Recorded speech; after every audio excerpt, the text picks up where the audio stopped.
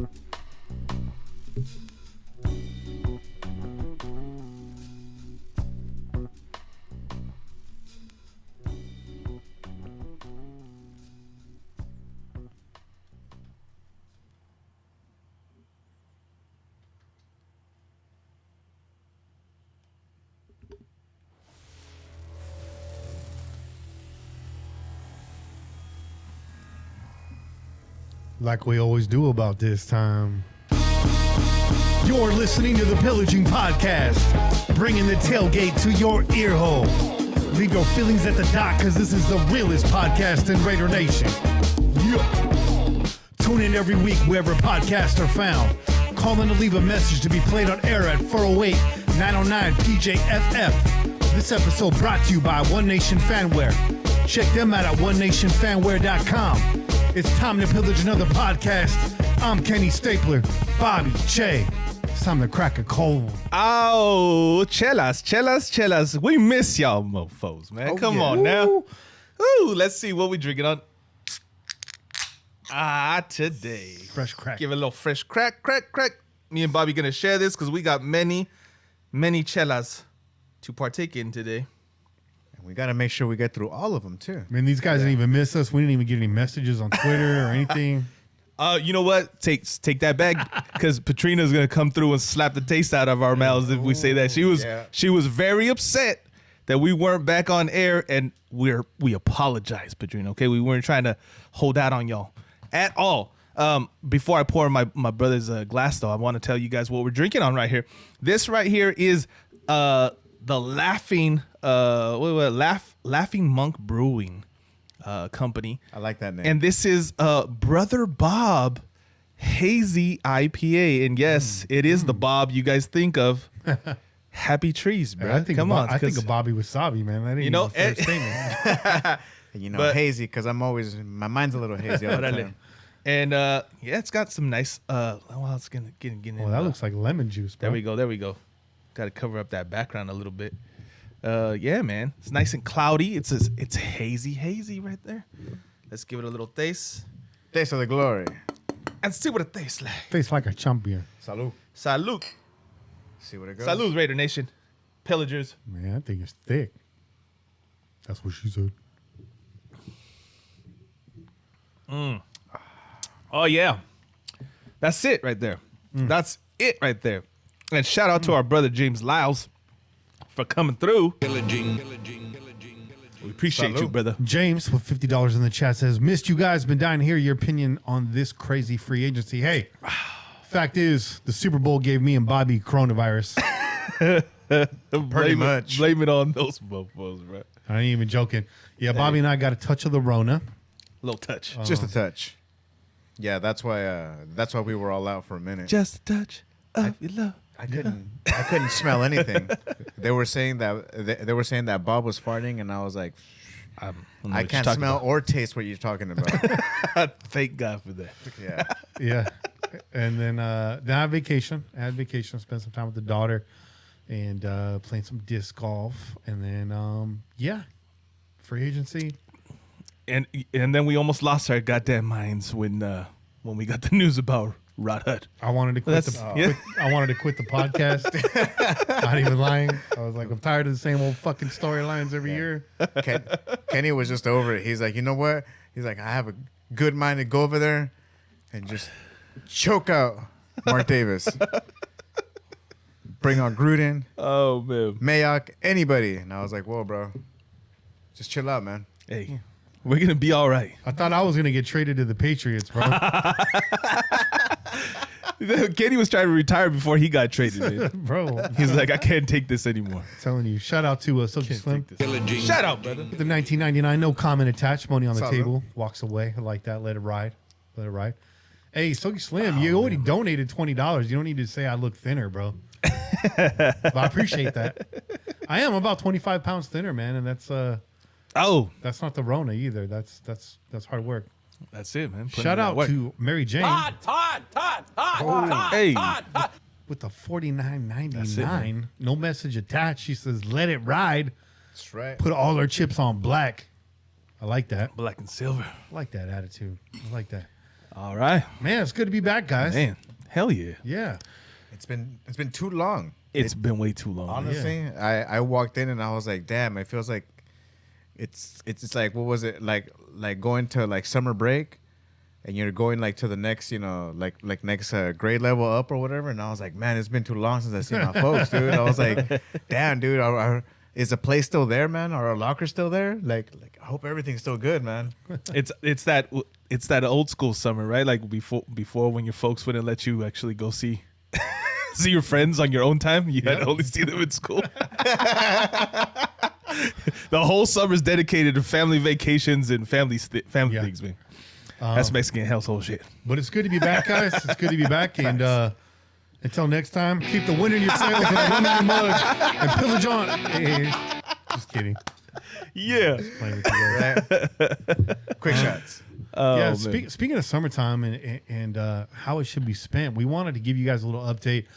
We know we were gone for a while without notice, and we do apologize for that because after all of that, we got the vaccines and shit, and that kicked my ass too. So just a lot of stuff going on. But thanks for bearing with us. But we kind of want to give you an insight on what we're going to do this offseason. We're going to do something a little bit different because I feel like a lot of times during the summer we like to get on air. We like to spend time with you guys, but it's really about content and having things to talk about. And to be honest, guys, we're scraping the bottom of the barrel during summertime. And you boys We get real creative over here. I spent a lot of time on Sundays prepping for the show when kind of realizing I don't really have to because we got the shit in our back pocket. Hey, just kidding. But we want a little more free time with the family and everything, and to get out there and enjoy our weekends a little bit more. So hopefully you guys are cool with it. But we're probably going to be going to once a month during the off season with the Pillaging podcast. The good news is the Crow's Nest podcast will be coming back. Hey. You will notice a slight transition on that podcast. So we'll become a little bit more focused as we go through the summer. We are transitioning that to something else, but it will keep the same feel as the Crow's Nest has been. I know there's a fraction of you guys that tune in, but you guys are diehard and you guys are riding with us. And That's right. You like to hear us uncorked, and we're going to keep that same energy on that show. But that will not be on Sundays. That'll probably be on a weeknight. We're looking at maybe a Tuesday night or a Wednesday night. We're going to try to actually bring that to you live as well. Yeah. It won't be super late. It'll be around the same time as this show normally is. So I'm saying that at the front of the show so you guys all catch it. Pillaging Podcast will be going to once a month. Maybe not right away. We have the draft. We still have to do our Nesty Awards. So we're going to have some content for you here going through the next month. But at the end of April, after we do our draft recap, May, June, July, and probably August, you're going to have like one Pillaging podcast per month, most likely. Unless It's all dependent on things that transpire as well, right? Yeah. Exactly. Yeah. So I don't have, what week that's going to be during the month. Likely it'll be the last weekend of the month, last Sunday of the month. And then other than that, really encourage you guys to tune into the Crow's Nest. Again, that's a separate stream. You can't catch that on the Pillaging Podcast stream. You're going to have to go find that on your own, and it'll be on a separate YouTube channel. But yeah, we hope you guys join us over there because we're going to be focusing on another sport a little bit there. I'm not going to say too much right now. That's kind of all up in the air right now. We're still working some things out, but we look forward to it, man. We have a lot of fun on that show. and it gives us a little bit of freedom to hang out and have a good time. So we're not trying to reinvent the wheel. We're trying to like de-invent the wheel, if anything. You know, just have a little bit of fun with it. You know, so Man, your boy Sal just came in oh my goodness, and dropped the hammer, bro. holy crap. $99.99. He just hit me with that giant bag of salsa right now. I walked away. The one dog. that he fucking sent to us that I still have in the freezer, bro. Dude, I have that in individual containers. I've been slowly putting out, dog. Hey, my pillow ain't got shit on that bag of salsa. Shout out Sal, man. I We just appreciate you, bro. cut the corner of it off and I use it like a giant salsa pack, you know, like a big ketchup packet. It's like a big. Sal, big family, man. Sal says, my brothers, what's up? Hope all is well. Been busy as fuck, but I do have some stuff coming y'all's way. God Hey, bless man. the fam and Pillaging fam too. Got to be up at 4:30, so I'll catch this episode tomorrow. Hey, good Appreciate you, brother. looking. Man. Nice. Man. That's a lot of money, dude. I don't even know what to say. Bailey Stanley. Hey, Kenny. Hey, Bailey. What's cracking? It's good to see you on here, Bailey. I didn't even know you were a Raiders fan. I like that. That's what's up. That's what's up. It's good to see everybody. A little roll call. Of course, Lucky Slim in the chat. It's great to see Sean on there, Hawaiian Raider on What's there. good, Sean? Wahoo. Been a minute. Sean, bro. Yeah. We haven't heard our from our brother in a while. That's just because we be living off of Twitter. It's way too much. Dude, I've been And we haven't been here either. I've been having nostalgic, you know, just memories, man. Just thinking of the Coliseum and this and that. Oh, And I man. thought about that game where I hung out with Sean. It's funny of all freaking things, dude. Just by pure luck, we happened to be sitting next to each other on that That's home dope. opener That's game. crazy. That was dope. That was was dope. fun as hell, bro. That was We had a dope, great time, dude. Shout out to Beto and Callie. She said Hey. Reddit folk was missing y'all for sure. I haven't been on the Raider subreddit in over a year. It was getting kind of toxic over there. Beto, how is it right now? Shout out to Pete. Hey, during this time off, I got a chance to meet up with Pete. He had a few beers. I had a few Diet Cokes. Because that's how I roll. I'm a caffeine fiend. Man, Pete's even funnier in person. Pete's a really, really solid dude. The guy you hear on the call is Pete, man. He's fired up. He's intelligent. He's hilarious. Just a great dude. Had a great time with you, Pete. It was nice catching up with you out there in Monterey.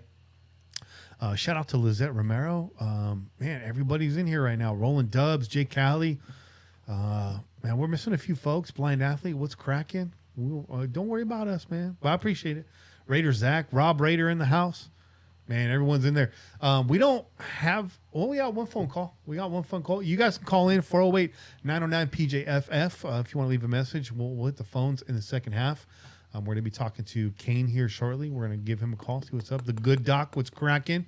A Raider Nug, our moderator, is in the building. Oh, snap. What's good, Raider Nug? He says he's at work, but hey, we're going to keep an eye on things. He's throwing the wrench around right now, dog. Want to make sure that everyone knows what's up. Dude, What's look that at Steve this. Harvey joke right there? Wrench around. She said, Veto and Callie. She says, still toxic. Salud. Still toxic. Right? And Raider Nation wouldn't have it any other way. Cheers. We're still here. Still here. I want to give a shout out to our sponsors, of course. Big shout out to onnationfanwear.com. The Hey. illest fan gear in the nation. Illest fan gear, period. Some of you guys that were here for the Super Bowl party did not email me for your free gear. So if you won, you got to send me an email. The rest of you that emailed me, that's all been forwarded. Hopefully you got your gear. If not, they're going to work it out. If not, let me know, and I'll make sure to forward that stuff again. I actually got the names. It's the first quarter winner was Irish Raider. He actually got the hat and the full outfit. Okay. The second quarter was Silky. He got the neck gaiter. I think he got that one already. Yeah. Third quarter was Jam for the hat, and fourth quarter was Patrina for the full outfit. So, Okay. gee, All right. Patrina, hit us up in the email if you hadn't already. I don't know that you did. And then Jen, I'll just hit you on the text line, man, and get your address and send that over so you can get the hat. I missed you. That one's on me. Yeah, man. Hopefully Yeah. we see Jen pop in here. Jen called me the other day, and I was out in the field practicing, and I didn't get back to him. I got to get back to him. It's been a while.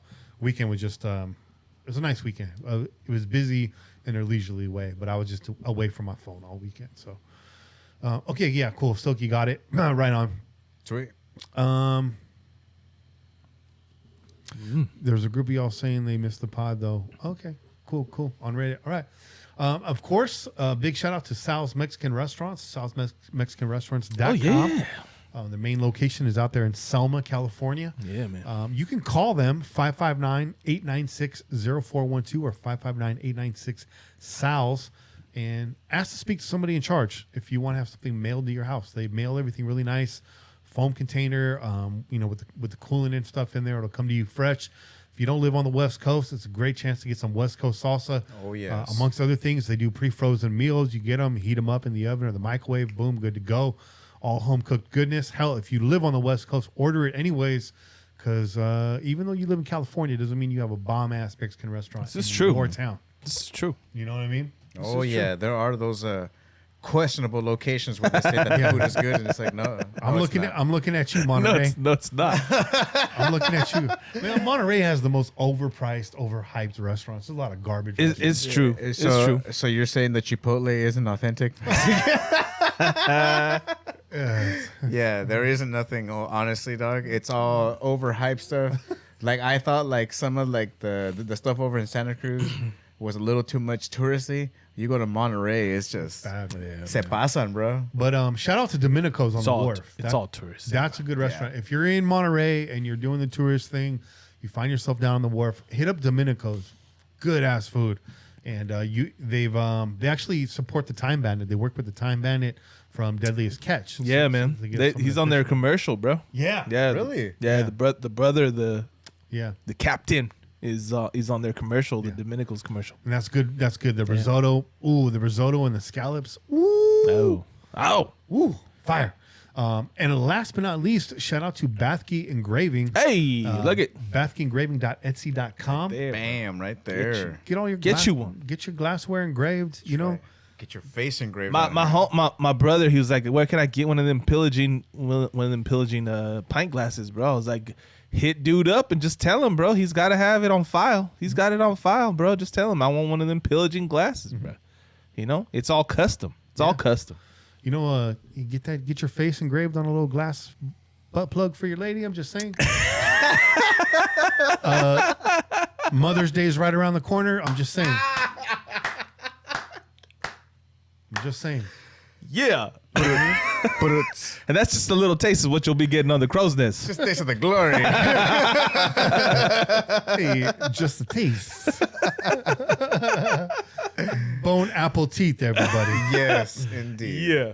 Shout out to Juice, man. Shout out, Juice. Shout out to Cali Kappa. I want to hear from some of our audio only listeners. Is the change in format, is that killing it for you guys? I hope not. Hey. I hope we're giving a good product to both sides of the fence, because I don't watch a lot of streams. I watch one stream pretty religiously. I won't say what it is. It's not football related. I'm a podcast guy, but I want to hear your guys' thoughts. Give us some suggestions how we could make this appealing for both of y'all, because we're trying to please everybody. You know what I mean? Hey. That's a goddamn lie. We're just trying to keep it real. Just trying to keep it real. We ain't trying to please nobody, bro. We offend a lot of people. And we just keep it moving. Standard we just keep procedure. it moving. Yeah, standard procedure. We offend parking attendants. Oh yeah. We offend expensive hallway monitors. We were looking at the motherfuckers in the suits that came to try to tell us to shut our music down in the motherfucking tailgate. By the way, real quick before we move on, I know you guys hate it when we get off topic. I'm going to get somebody in the chat. They're not even talking about football yet. Hey, fuck you. It's been a while since we've seen family. Yeah. You know how it is. It takes a minute to catch up with family. I know. And it's going to take us 45 minutes to say goodbye to everybody, too. Yeah, it's true. And Facts. I was going to say the Crate Place in Santa Cruz is banging. I believe their kitchen's open until 2 o'clock in the morning.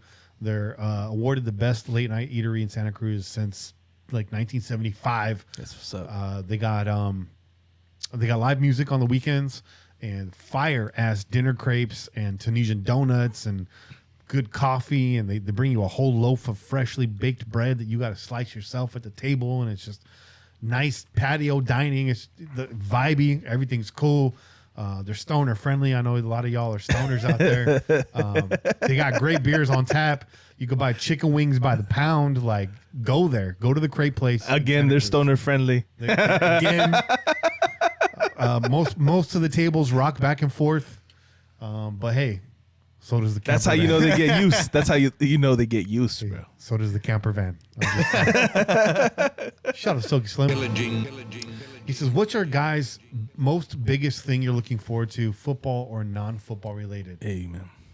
My biggest thing I'm looking forward to is the Garlic Festival right now. Hey. Yeah. Hey. Are they gonna do it? What's going on with Yeah, it? they haven't canceled it. I'll say that. Okay. And the second biggest thing I'm looking forward to is hopefully going to see the Masters Cup in person at De La Viega in Santa Cruz Hey. with hey. you guys. Yeah, That would be fire, bro. We definitely got to make that happen, right? And maybe covering it. that's my be one dope. non-football thing. Exactly what Yeah. what Kenny said, because that's the weekend of my birthday. Hey. Yeah, that'd be awesome, dude. Right there. But football related, I want to see How many wasabi years are you gonna be? Let's just say I'm just this much closer to being a Masters division. There you dog. go. There you go. Football related, I'm curious to see what our O-line is gonna do. Yeah.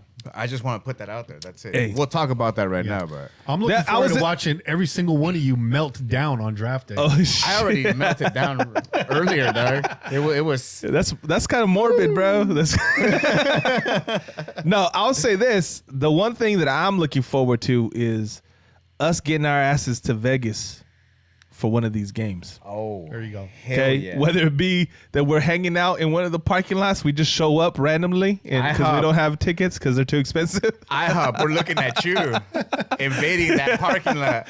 or just like I said, or we actually are able to scrounge together the funds to get it up in there Yeah. as well. Yeah. I mean, regardless, we got to make it to Vegas this season, and just have a good ass time like we do. And those of you who have come by the tailgate already know. You guys already know. So we'll either be invading a tailgate or we'll be bringing our own.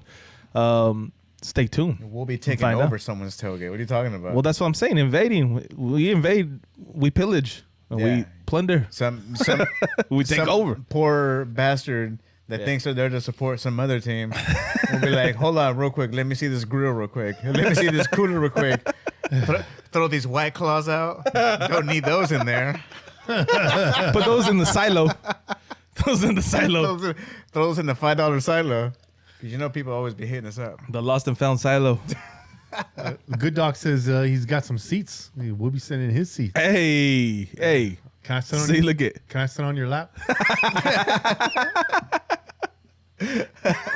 How many seats you got, Doc? If it's not necessary. Hey, the Good Doc, you're our brother, man. That's right. We know when the Good Doc says something like that, we know it's the truth. Yeah, we're all good. We're just And we gonna appreciate you, We're gonna brother. sit on each other's shoulders and wear a giant trench coat. Just peeking out the center. It's happened before, man. I mean, we've seriously had like 3 people sit in one seat before. Hey, Bobby, this time you got to face forward though.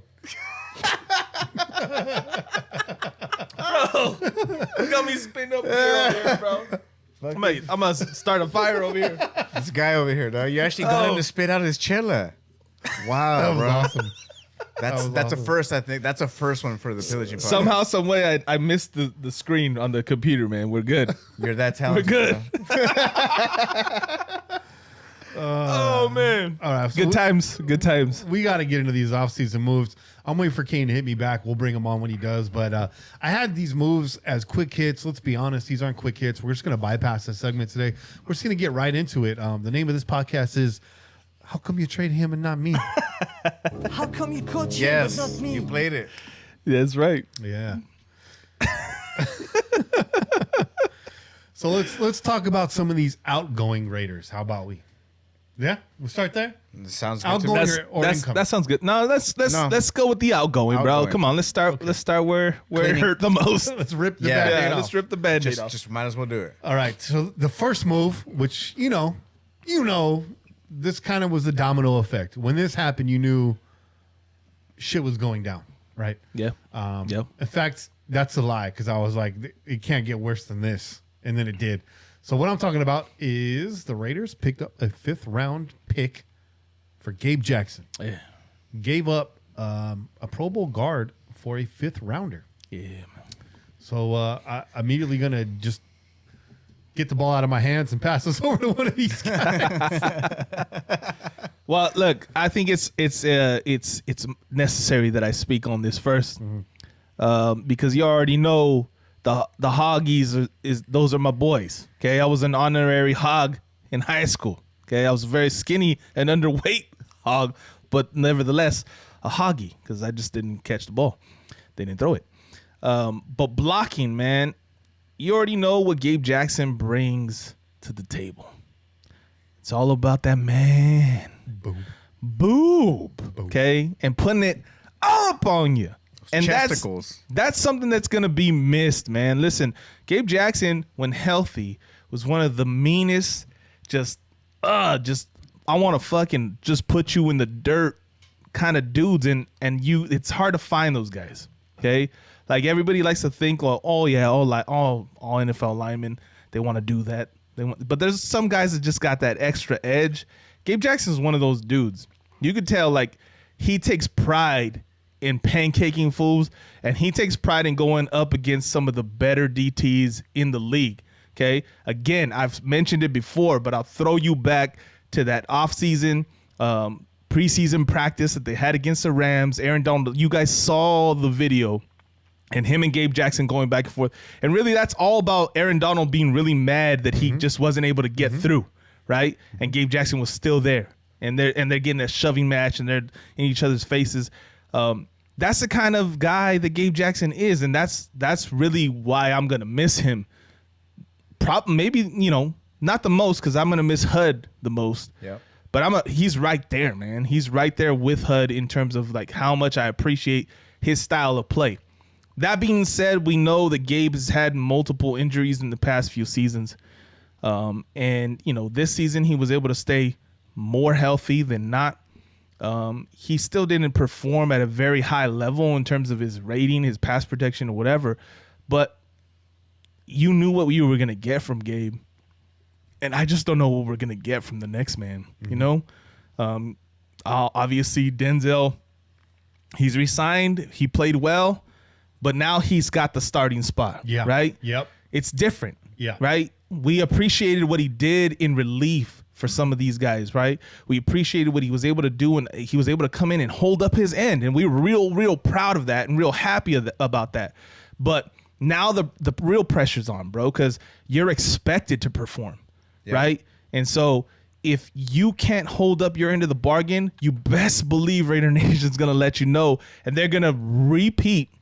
They're going to be bringing up Gabe's name all season long if you don't hold up your end, because they're going to be like, we should have had Gabe Jackson there. We shouldn't have had this dude. So really, it's on you, Denzel. Like, you need to really show us why it was okay to let Gabe go, because I'm going to miss him, bro. I'm going to miss that dude. But at the same time, we all knew it was going to happen. Everybody was talking about the cap space and how much money we can save and this and that. Yeah. So it, unlike the HUD, move, it was more or less expected. The rumors were already there. Yeah. So a lot of us were already talking about it, like, all right, cool. Well, this clears up this cap space, and we can move this person here and this and that. Yeah. It wasn't that much of a problem because, like I said, nobody saw the Hudson thing coming down. Yeah. And so that just completely threw the whole line sideways right there, honestly. Yeah. In my opinion. You know what? Our sister Heidi, from over there with the Ladies of Darkness. Yeah. She's been calling on this for a little bit. She's like, you know what? Gabe looks like he's gonna be one of those. She had been calling that a couple seasons back, saying, that it looked like Gabe might be one of those casualties, right? And it came like a season later. She was right because of what you're stating right now, Bobby. It's one of those things, like, we knew the potential was there because of the cap space and the amount of money that they were going to need to save. And this situation that we have this year, right, with the cap being cut, it's really what forced the hand. It's really what forced the hand, man. Because of COVID and the way that the league worked out this last season, and the fact that we just didn't get the revenue that we were supposed to, right? Yep. All these caps got cut, and you already know, man. The Raiders are on the way up in regards to their funds, but we're not anywhere near some of these other franchises, and so teams like ours are going to feel it the worst. Yeah. You know? Yeah. And unfortunately, we see it in the form of losing guys that we really like on this team. And it's frustrating too because this was one of my favorite years for Gabe Jackson. He played, every game this season, stayed healthy all year, and this is one of the only things really that we've been harping on with Gabe and put it all together in 2020. And man, and as a result of it, the play from him and Denzel, and of course Hudson and Colton Miller, Carr had a lot of time. Everything looked really crisp. The offense was running really sharp. So that's tough. It's a major setback. So I mean, right now the offensive line looking like Rodney Hudson, right? Richie Incognito, young kid Andre. What's his name? No, so Andre James, Rodney Hudson, right? You mentioned. You said we still want him back. We still want him back. What did I say? Colton Miller, Incognito, Andre James, and then Denzel Good, and I think possibly Parker. Yeah, Brandon Parker. Yeah, I'm not sure exactly what the idea is right there, but so far that's what's shaking out to be the line. Hey, wait for that first round. Yeah. When you get that real sexy, exciting offensive line pick. you guys are going to love it. It's going to be just it's going to be just as exciting as hiding in a corner and eating a Fruit Loop. I'm all for it, man. By the foot, I'm all for it, man. I love seeing offensive linemen go in the first round because you're getting a young kid. Hopefully you hit on him, but it's hard to get those tackles for free agency at a good price. I mean, look what we're dealing with. What we're dealing with. Yeah. So, my big concern about Denzel, I just looked it up right now to confirm it.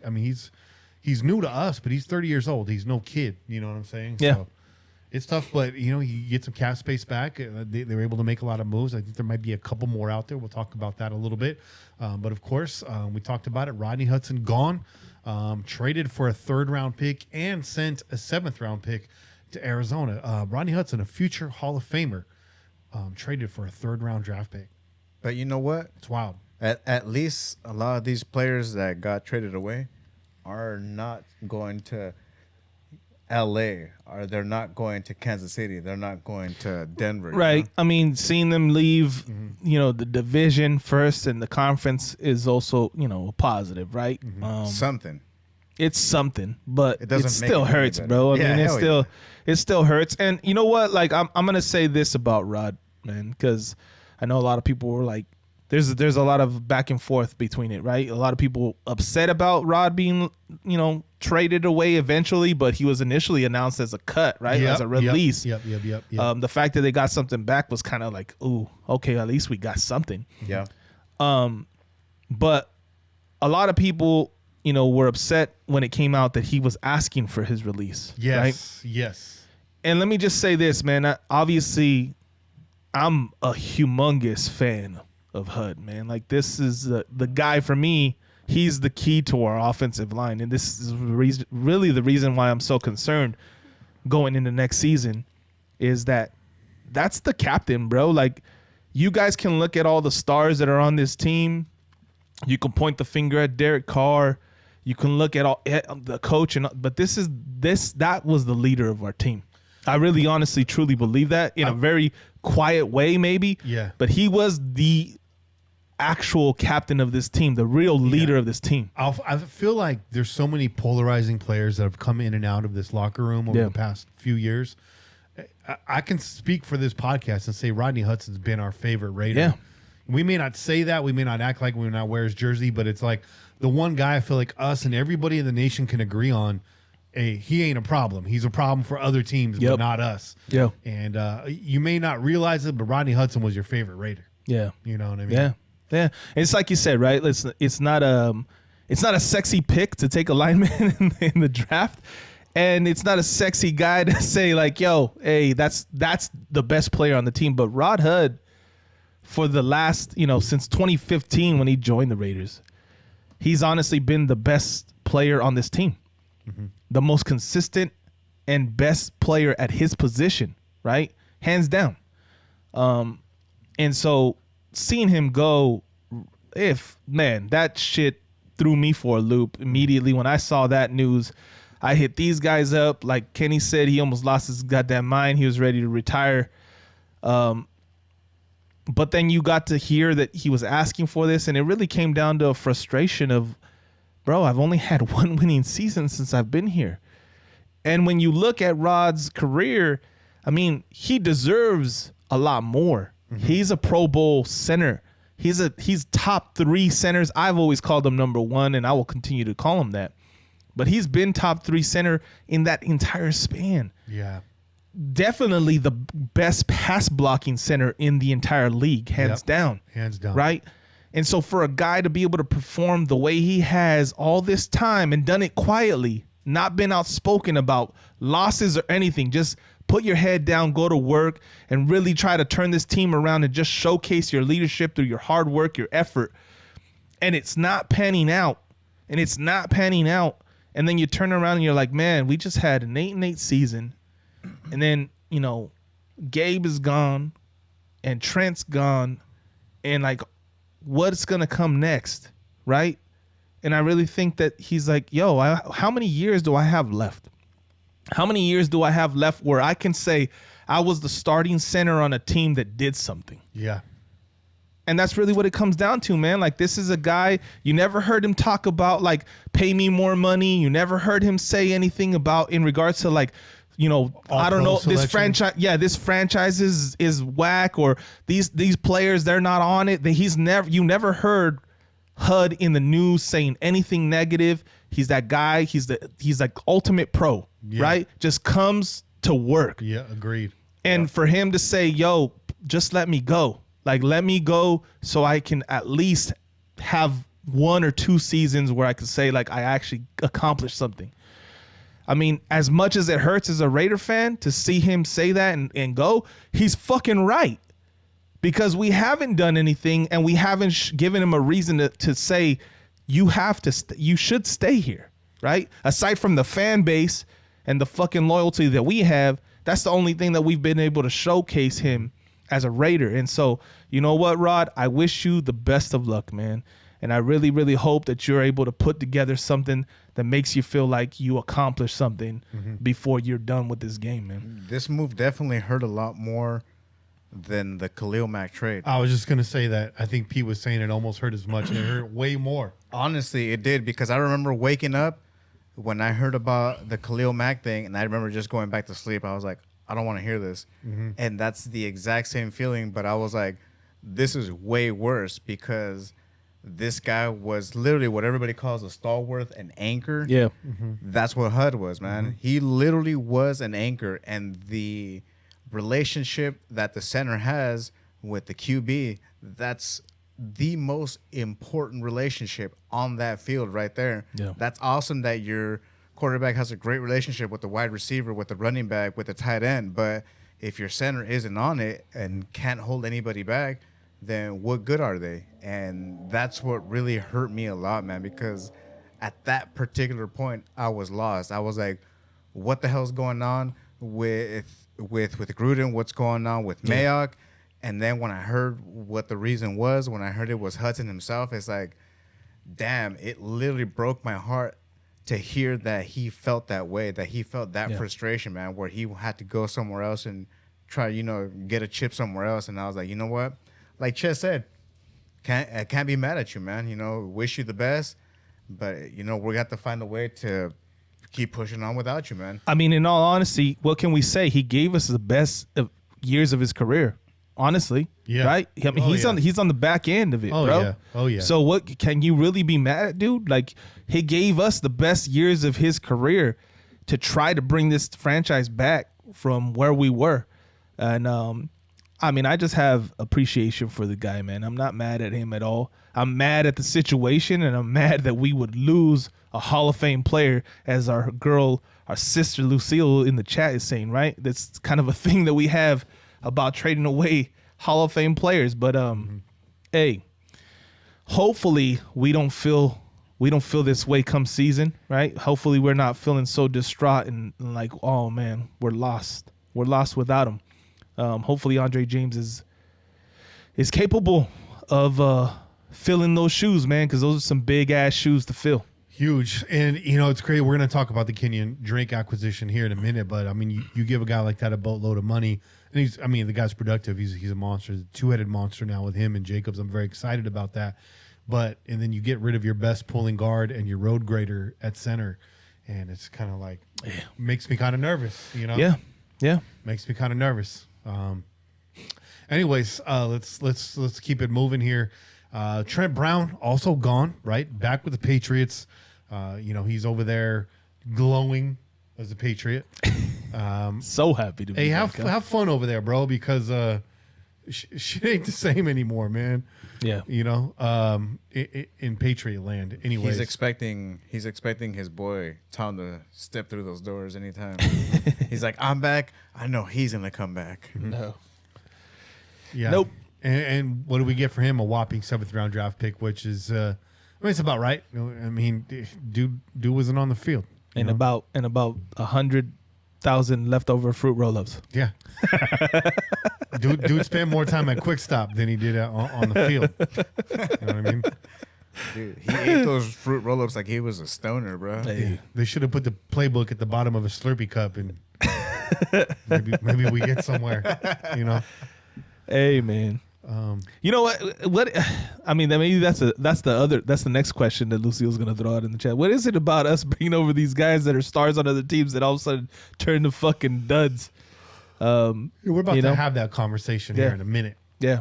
LaMarcus Joyner gone, which I'm actually disappointed in because I wanted to see him in Gus Bradley's system. Yeah. But you get out from underneath a shit ton of money there. And he got signed up pretty quick too, man. He did, yeah, he did. He'll do okay. I think he was misused. I mean, yeah, I think so too. We put Gunther under the microscope and finally, we know a lot of that was schematic. So that's unfortunate, missing that piece in the secondary, and so we'll see.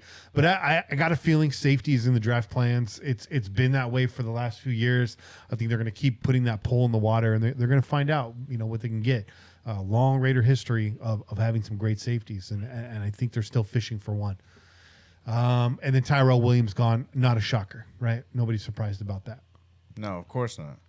Once you heard that the cap was cut, and we were gonna have to be looking at some tough cuts, Tyrell was the one that was probably the easiest one, just because of the injury, man. And as much as we liked him in those first games that he played for us, right? I mean, we thought there was something there. You can't bank on a guy coming back from an injury that you haven't seen in over a season, a season and a half almost, So, that was easy to see. The writing was on the wall for that. It was definitely on the wall. Definitely on the wall. So let's get into some of these incoming Raiders, right? John Brown joins the Silver and Black as a wide receiver. I'm really interested to hear what people's thoughts on John Brown are. I know people recognize the speed and the lack of hands. Classic Raiders wide receiver, run fast, can't catch, right? Yeah. Perfect fit for our offense. Excellent. He's going to slot right in there. And it's funny because I've talked about John Brown on this podcast before. I put him on my Madden teams all the time, right? Because I could force him the ball and I could bring that hand stat up. Well, that's a video game, right? That's a video game. Well, it's funny you mentioned that because that's the exact same idea I had for fantasy. That's the only reason why I know that name. Was because of the fantasy football. And you know what? I actually tried, throwing him in there into my team, and I was like, dude, the year before you were doing fine. This year, you just aren't showing me a lot, man. And like I said, the reason why I'm so interested to see what the O-line does is because the O-line is the spine of the whole team. Yeah. If they can hold everybody off and give Carr enough time to actually throw the ball down there, all right, maybe John Brown might have a shot. But it's all based on the O-line. So I don't know, man. John Brown, he's hot and he's cold, man. So it's but then again, a lot of people said the exact same thing about Aguilar. He drops a lot of balls, in Philadelphia. So he's not going to be any good. And he actually came through very well, man. So who knows? Who knows what's going to happen, man? I think Brown had a better year last year. He was injured for most of the season. He played like 9 games and had 3 scores, 33 catches for 500 yards. So we can get some production out of Brown. I know they like the speed. I know they want to stretch the field. It's going to open up things underneath, and we'll get into all that once we see how these position battles play out and stuff. But I'm not mad at this. You know, does anybody happen to know what we're paying John Brown? No, that's information that I didn't catch. What he did say, and that because I did see the interview that they had with him after he signed.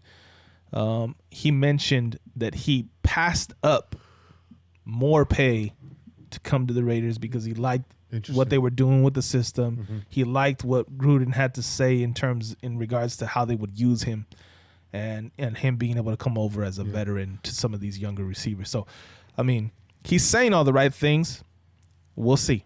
We'll see what happens, man. Like you said, if I think the last season, not this past season, but the season before, he had started to show a little bit of what they had hoped they would happen with him, right? And then of course he gets injured and kind of shuts down his production. Stays healthy, stays on the field. We know he's a burner. We know he can get downfield. We know he can make big plays. Maybe things happen. Maybe we get a little bit of a surprise like we did with Aguilar, man. Yeah, maybe. I like it. John Brown, Aguilar, Henry Ruggs, Brian Edwards, Darren Wall underneath. That's a lot of weapons, man. It's a lot of speed. Well, not Aguilar anymore. Oh yeah, not Aguilar. That's right. My bad. It's all right. It's all right. Shout out to Pete. Oh, he says, remember when we talked about how the play calling changed in the back half of the season? Yeah. I'll miss Gabe and Hudson, but man, I'm pretty sure these moves were thought out during last season. Cheers, fellas. Well, yeah, it's a combination of things, right? They had to have a contingency plan. We knew the cap was going to be tight. I think is this the first year the cap shrunk? Is this the first year ever? Yeah, I think so. So, it's good. These things were going to happen. The Hudson thing was shocking. The Gabe thing was like it's like a California earthquake. You know they're going to happen. You just don't know when they're going to happen. Right. But yeah. So we'll see. We'll see how the John Brown thing goes. I'm excited about it. I like John Brown. I know about his shortcomings, but I like John Brown. I like speed, man. I like speed. Hey, man, you're a true Raider. That's why. That's right. That's right. Speed kills, bro. Let's talk about Kenyan Drake, man, coming in at running back. People are scratching their heads. Why did we give this guy so much money when we got Josh Jacobs? And all three of us here are going to have the same answer to that question. Yes. But I saw, Che, you responded to somebody on Twitter. So you're killing it right now in this segment. Why don't you take the wheel? I mean, look, it's very, very. If you're a Raider fan who thinks out the game and really watches what's happening on the field and not just like, we already have a star player, or we should be looking at this, or let's bring in another star at another position. If you're actually seeing what's happening in the game, this past season, what we saw is Josh Jacobs get a little banged up, man. He got a little beat up. Yep. And look, moving forward, the idea behind having an Andre James at center is that a lot of people are high on him in his run blocking, right? Mm-hmm. Which is where Hud was struggled a little bit more. He wasn't as great as he was a pass blocker, right? We're getting a call right now. Damn. I'm not going to let that go through right now. Okay. Yeah.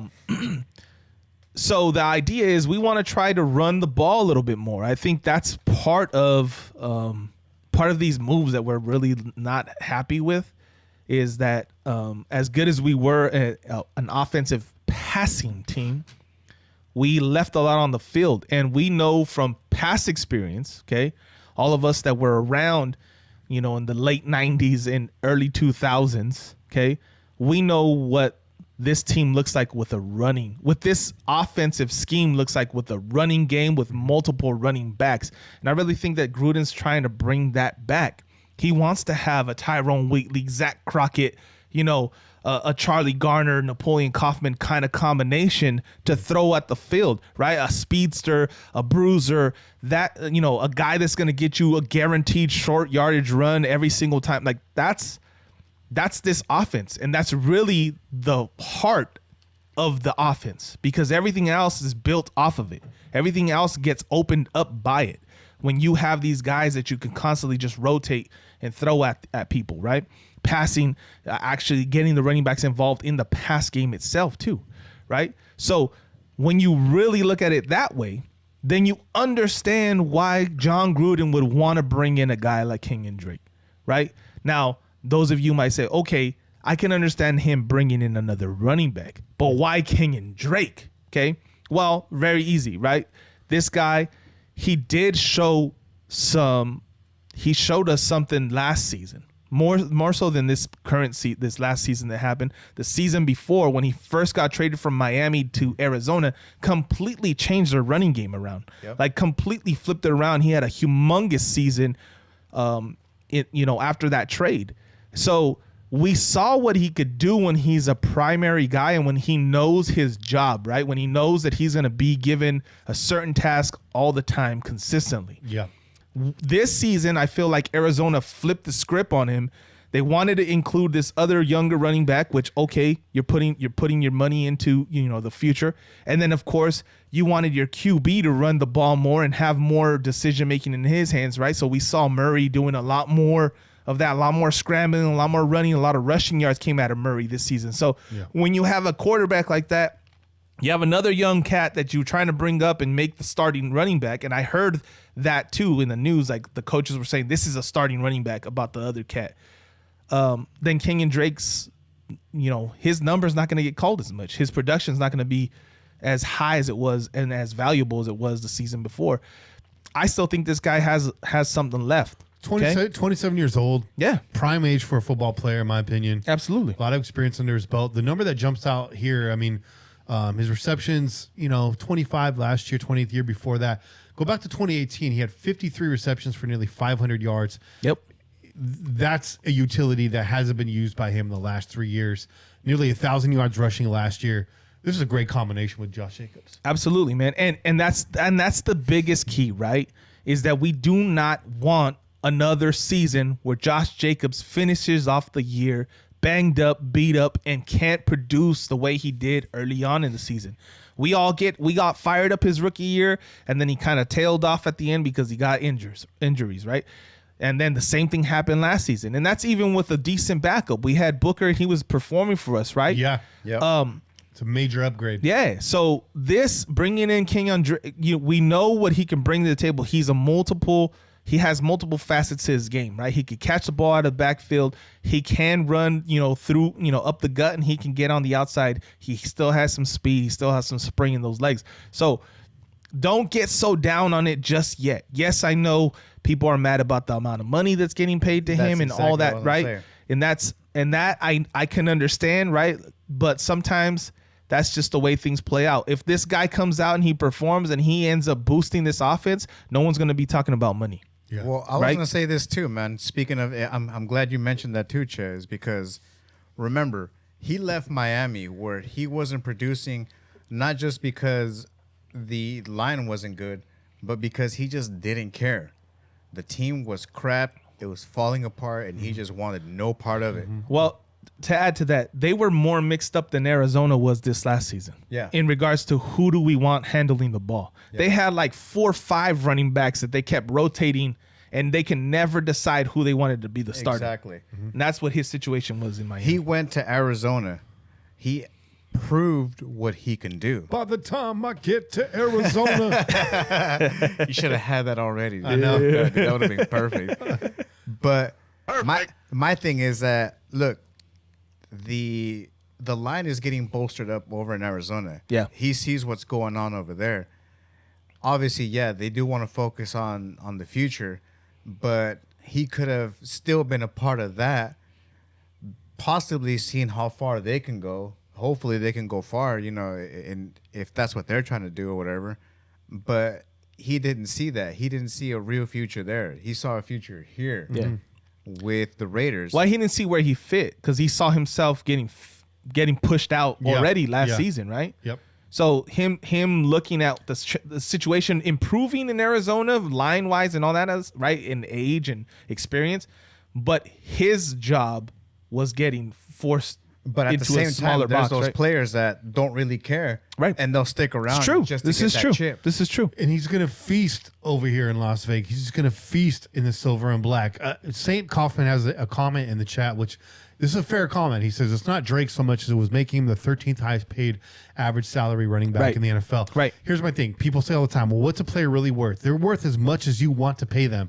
Look at John Gruden's offense. It all hinges on the run game. When we go pass happy, shit falls apart. You're going to feel pretty good about this move when you have a combined 1,700 yards from scrimmage out of both backs at the end of the season. Yeah, That's absolutely. That's a hot take. Hey, I mean, Higher. or better, Or better. Yeah, absolutely, man. Or better. I like it, man. I like it. I think it's really going to, it's like putting gas on the fire, man. This is the kind of fuel that Gruden needs in his offense to make things work. And hopefully, minus the offensive line, the changes on the O-line, hopefully we can sustain that productivity. But this guy's got a nose for the end zone. We've seen he can catch balls out of the backfield. We were promised that from Jacobs last year. Wasn't ready yet. Does anybody here happen to know what Drake's... Well, not only that too, but everybody was on Jacobs already. Everybody knew what he was capable of, so that's why everybody paid that much more attention. That's why, if anything, Booker was able to break out and do what he was able to do. And if Devontae Booker can get that kind of production as a backup, I'm really excited about what Drake can do here. Does anybody know anything about his pass protection skills? Because something I did not look at before the show. No. How does he fare there? I don't know. He's 6'1", 211 pounds. Put them boobs on somebody, though. Hey, the man boobs. Dude's an athlete. He's built like an athlete, man. That's all I got to say. But this is another move I'm really excited about. Okay? These are the moves I'm excited about. John Brown, I like it.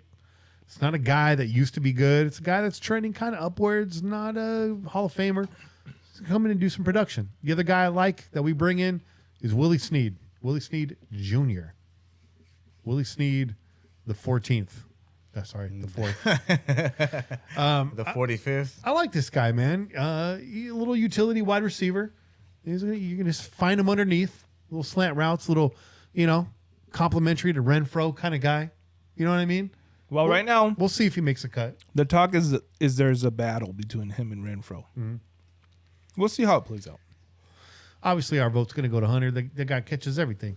But we'll see. You're not going to carry every wide receiver that's on this roster right now, but it's good competition. And they're comparable guys. It's another vet, too. I mean, that's valuable, too, especially in the offseason. It's a nice battle. That's intriguing. And so the other thing you got to consider is Willie Snead's also a guy that worked with one of the better quarterbacks in the league, and Drew Bledsoe, right? He just left Baltimore, Yeah. right? So he was working with one of the younger cats, one of the up-and-coming stars, too. So he's bringing a little bit of a experience in learning how to work with different types of quarterbacks, too, which is very valuable, too, because if he can get himself accustomed to Derek Carr and make Carr feel comfortable, we already know it's all about relationships with Carr and how he feels. He feels confident in you, then he's going to throw you the ball, right? And that all depends on the offseason. If they actually do some sort of workout together the way Nelly did with him. The other guy he could be pushing out is Zay Jones. Yeah? Yeah. Yeah. Possible. Fair enough. Possible. Here's a move I don't like. Solomon Thomas, defensive tackle from the Santa Clara 49ers. Well, formerly from cakes. there, right? Or was he still with them? No, he went somewhere else last year, I believe. No, he was with the Niners last season. No, He was injured, though, right? Yeah, he was. He's coming off an injury. He was hurt like all year. He played 2 games last year? Yeah. The guy was trending up over there. I don't like Solomon. I don't like Solomon Thomas. Well, I mean, look, he came over as a high draft pick, right? Yeah. And Third overall pick. He did not perform as expected, right? But one of the things that I heard from him specifically, what he said he was excited about and what he felt would be very beneficial to him and help him produce like he did in college was being a 3-tech again. So he said that was really his bread and butter in college. But that being said, there's a lot to be seen here, bro. Like, we still got to see you showcase that in the NFL. You could say that, but college was what? Now 4 years ago? Like, we can't be talking about college anymore. Yeah. And like you're saying, he's coming from our least favorite team in the NFL. Yeah. and that's not why I'm big on him. I just see he's already disappointed once. Yeah. On a team that had arguably the best defensive line in football true. for like 3 years. This is true. I love the Stanford pedigree. The guy was tearing shit up for Stanford. Players coming out of Stanford, these are smart cats. You know what I mean? Richard Sherman came out of Stanford. Yeah. A guy that I hope there's still some time left. I'd love to see Richard Sherman come over to the Silver and Black, be a coach on the field for us. But that's another conversation. I have a bad feeling about this. I listen to a lot of Bay Area sports talk. I listen to KBR because it's what we got out here. And they've been talking about Solomon Thomas since he's landed here. But they've never talked about what he's done. They've always talked about what he could do for that team. And it was just really underwhelming compared to, like, you know, when you have that kind of talent on a defensive line, you feel like everybody should get to eat every once in a while. Right. And, I mean, this guy just wasn't living up to the hype. Let's see what happens. I'm You know what? looking at it as like exactly that's what he brings is the hype. It's like, well, honestly, it's like, all right, cool. Like, here's this guy that's going to be better than you, going to take over your job. Let's see what you can do. You know, obviously the competition angle. That's what I'm looking at this whole signing for. But what he is a very athletic defensive tackle, which, I mean, the biggest performance we've got out of the DT position so far has been with our big body run stuffers. Jonathan Hankins comes back to the Silver and Black, very excited about that. Guys like that, guys with that build. Solomon Thomas is a different cut, and hopefully they're looking for someone to push the pocket, to sneak through. Somebody a little bit more athletic in there. So hopefully this experiment pays off. It's got a high ceiling. I'm just not real excited about it right now. I'm not going to get geeked on this. Yeah. Again, I understand the pedigree, but it's a show me, don't tell me league, and it's a put up or shut up league. So we'll find out. We'll find out soon enough, guys. I mean, we won't have to wait very long. Let's just say that we'll know if it's going to work out or not pretty quickly, I think, with Solomon Thomas. I'm going to say this about the guy, and this is It's good against the run. I'm not gonna question him as an athlete, because obviously I'm far from being a pro athlete. But there is something about him that makes me feel like he's missing some nastiness. To be a defensive lineman, He's kind of a finesse lineman, bro. to be a defensive lineman, to be a inside defensive lineman, you need to have you got to have like this nastiness about you, bro. Like, go ahead, look at the best defensive tackles, inside defensive linemen in this league, and they want to bite your face off, bro. Like, they hate your guts. They don't even know you, and they hate your guts, and they want to embarrass you, and they love to, like, get over on you, right, on the offensive line. And this is one thing that I just haven't ever seen. He seems like a really nice guy. Yeah. Solomon Thomas seems like a really nice guy. I just haven't seen any of that bite that you get from, like, some, like, really good defensive players that, you know, they might be nice to you in public, right? They can be really cool, like, hey, but then you see them on the field, they're a different animal, right? I see him as being like the same guy on the field and off the field. Yeah. And that to me is a problem, because you do have to, this is the NFL. These are some big, strong motherfuckers. Like, you have to turn it on that field. You have to be able to hit that switch and get nasty and get angry and be able to, like, outperform people. Sometimes you need that. You need that extra push. So maybe Silver and Black will change. Maybe that'll change something, you know, inside. Maybe they'll turn a little fire on. I mean, he can tackle. He's a run stopper. He's an athlete, man. He's an athlete. The guy I want to see mentoring him, he's on the other side of the line. I want to see Richie Incognito invite him over, you know, barbecue up some cigarettes, eat some raw meat, you know, chug a carton of eggs, like, get some nastiness in there, you know. That's it, right? Yeah. He's got to take him through that whole Rocky montage, bro, like the morning practice. That's gonna be his Nick right there. Throw some Marlboros on the grill, you know. Like some rare. Now breathe this in. Yeah. I know it's not good for you. That's the point. You know, deep fry some Ritalin. You know, Oh man. get that jaw clenching. So I'm not mad at this. It's just one that I don't have a great feeling about. But anytime you can get a former first rounder at a discounted rate, you know, coming off a season where they got something to prove, there's potential there. So I will hold out hope for Solomon Thomas. I'm not just I saw it and I was like, but there's a high ceiling there. So here's the guy that I've been wanting to talk about, because last offseason this name was on the lips of a lot of Raiders fans, Yannick Ngakoue. Oh, yeah. So let's talk about this. This is the one where I feel like it's the big name that's going to come over here and disappoint. That's my gut feeling on this. Now, it could very well go that other way. This guy's got talent, right? Yannick has the nastiness. Yeah. This guy's got the aggression. But he had a down season last year. Yeah. And we've done this before, right? Oh, they had a down season last year, but it was an anomaly. They're going to come over here. It's a fresh start. But a lot of times we see these guys that a career year like 2-3 years ago, average year, down year, and you're hoping they can turn it back on, and the light never comes back on. Yeah. Bobby, what's your gut feeling about Yannick Ngakoue? I remember you talking about this too when the trade went down, and I remember that's exactly what you told me, man. And I was thinking about it. I was like, you know what? I don't know, man. 8 sacks a year. Juice. Because of the coaching staff around him, man. He obviously has somebody there that knows exactly what it is that they want, can line him up. Not only that, we're talking about having a coach on the field. That is your coach on the field right there, man. How come you coach him but not me? Had to do it. Yeah, you did. Yeah, you did. It had to come out, man. I've been waiting for it too, man. Thank you.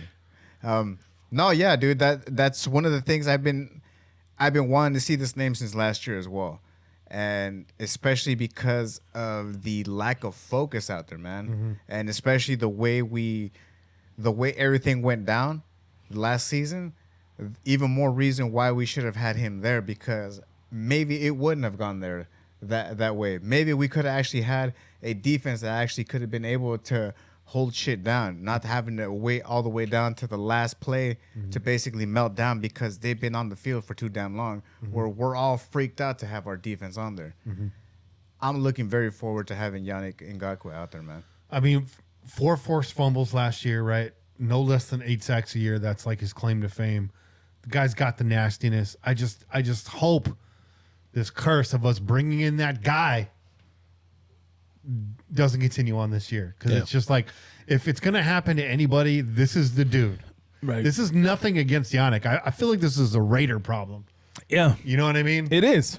It is. You're right. So don't get it twisted, guys. I know who we're dealing with. Yannick Ngakoue. It's not just the sound I make when I'm got phlegm in my throat. No shade. But at the same time, it's allergy season. Is how many times that we have people that had the relationship that the coach does That's what I'm saying. with the player. That's what I'm saying. And that's the main thing, is that we're always looking for some sort of consistency, man. Yeah.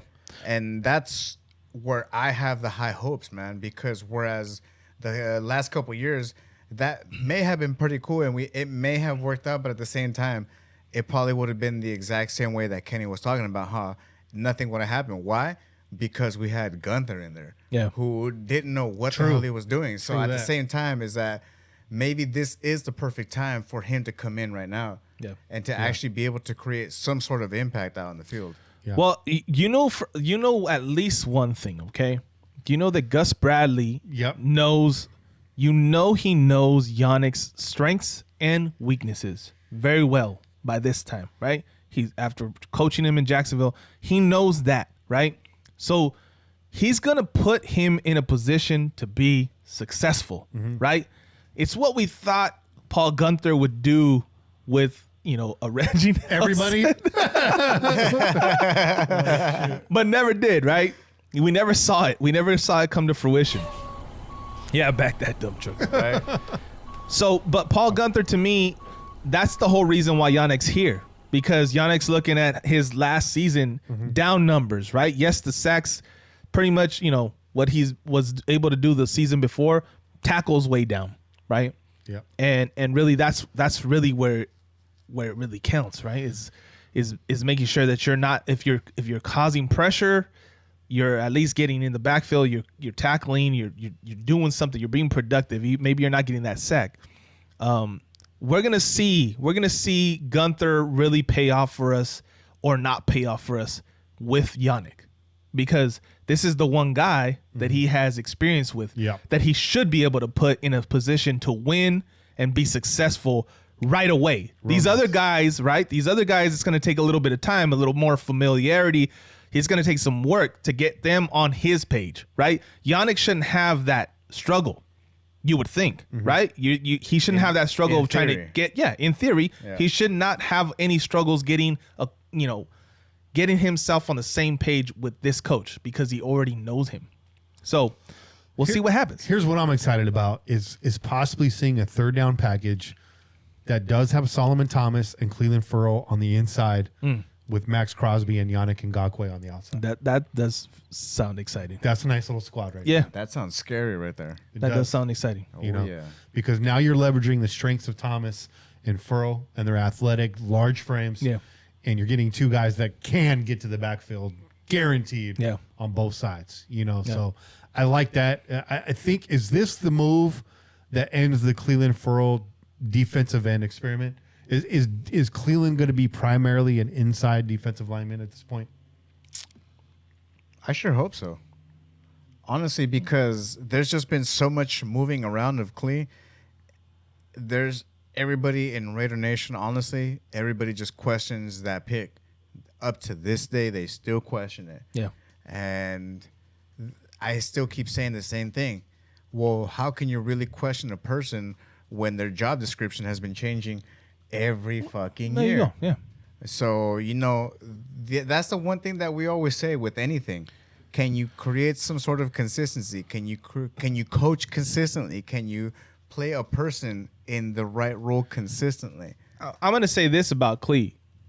Regardless of his use, we saw growth in Clee. Okay, we saw improvement. We saw growth in both areas wherever he was used. We saw Clee be a strength on this team, right? When he was in there, it was better than when he wasn't.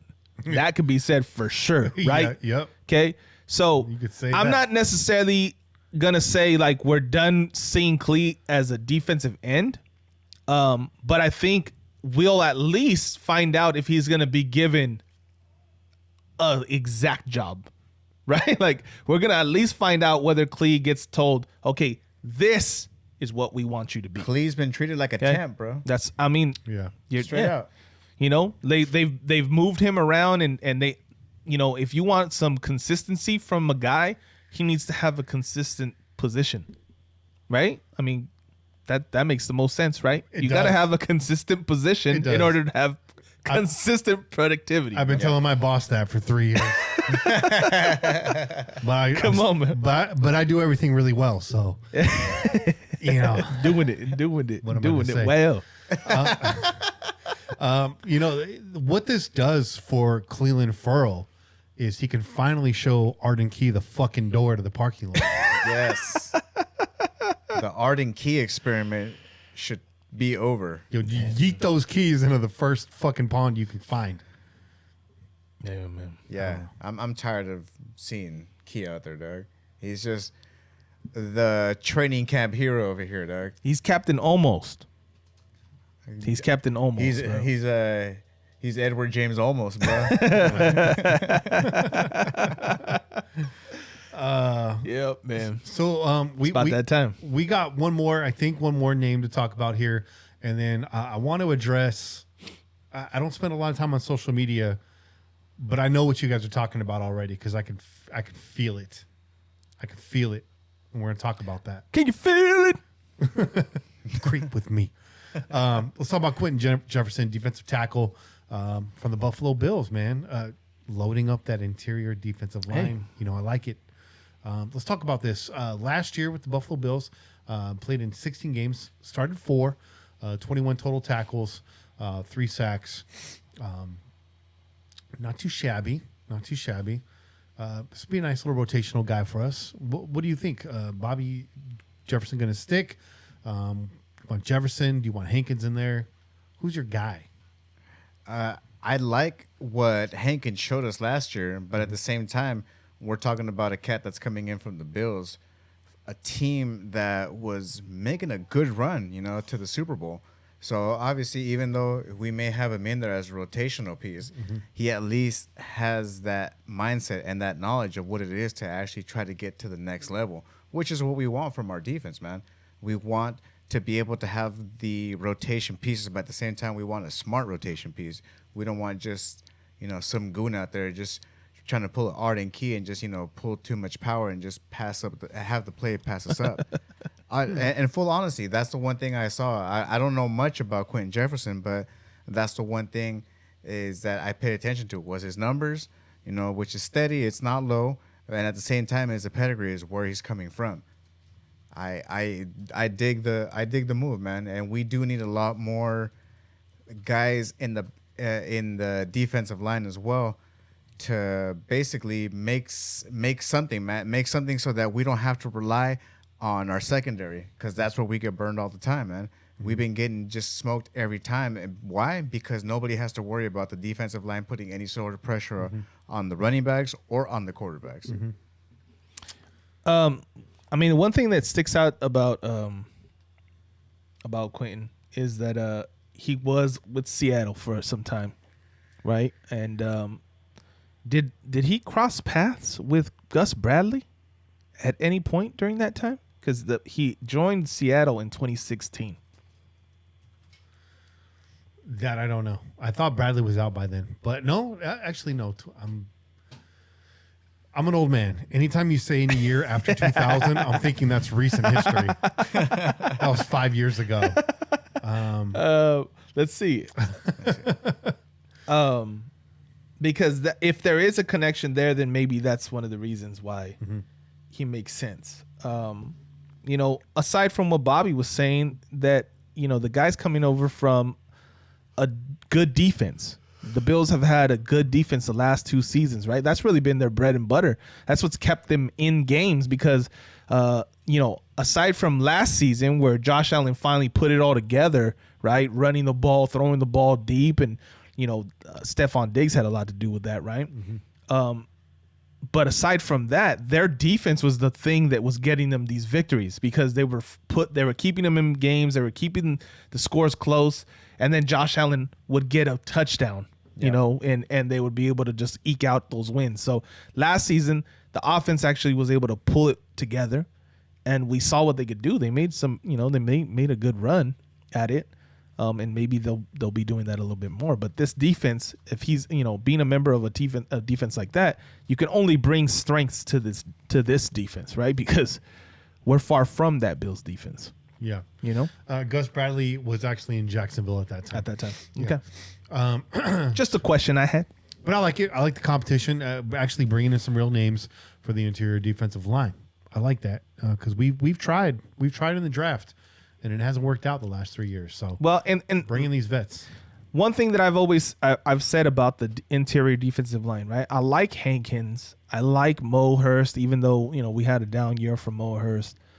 But I feel like there's not a whole lot of difference from those two guys. Hankins is maybe a little beefier, but they play kind of similar in the way they want to attack and the way they want to try to get by and get through the line.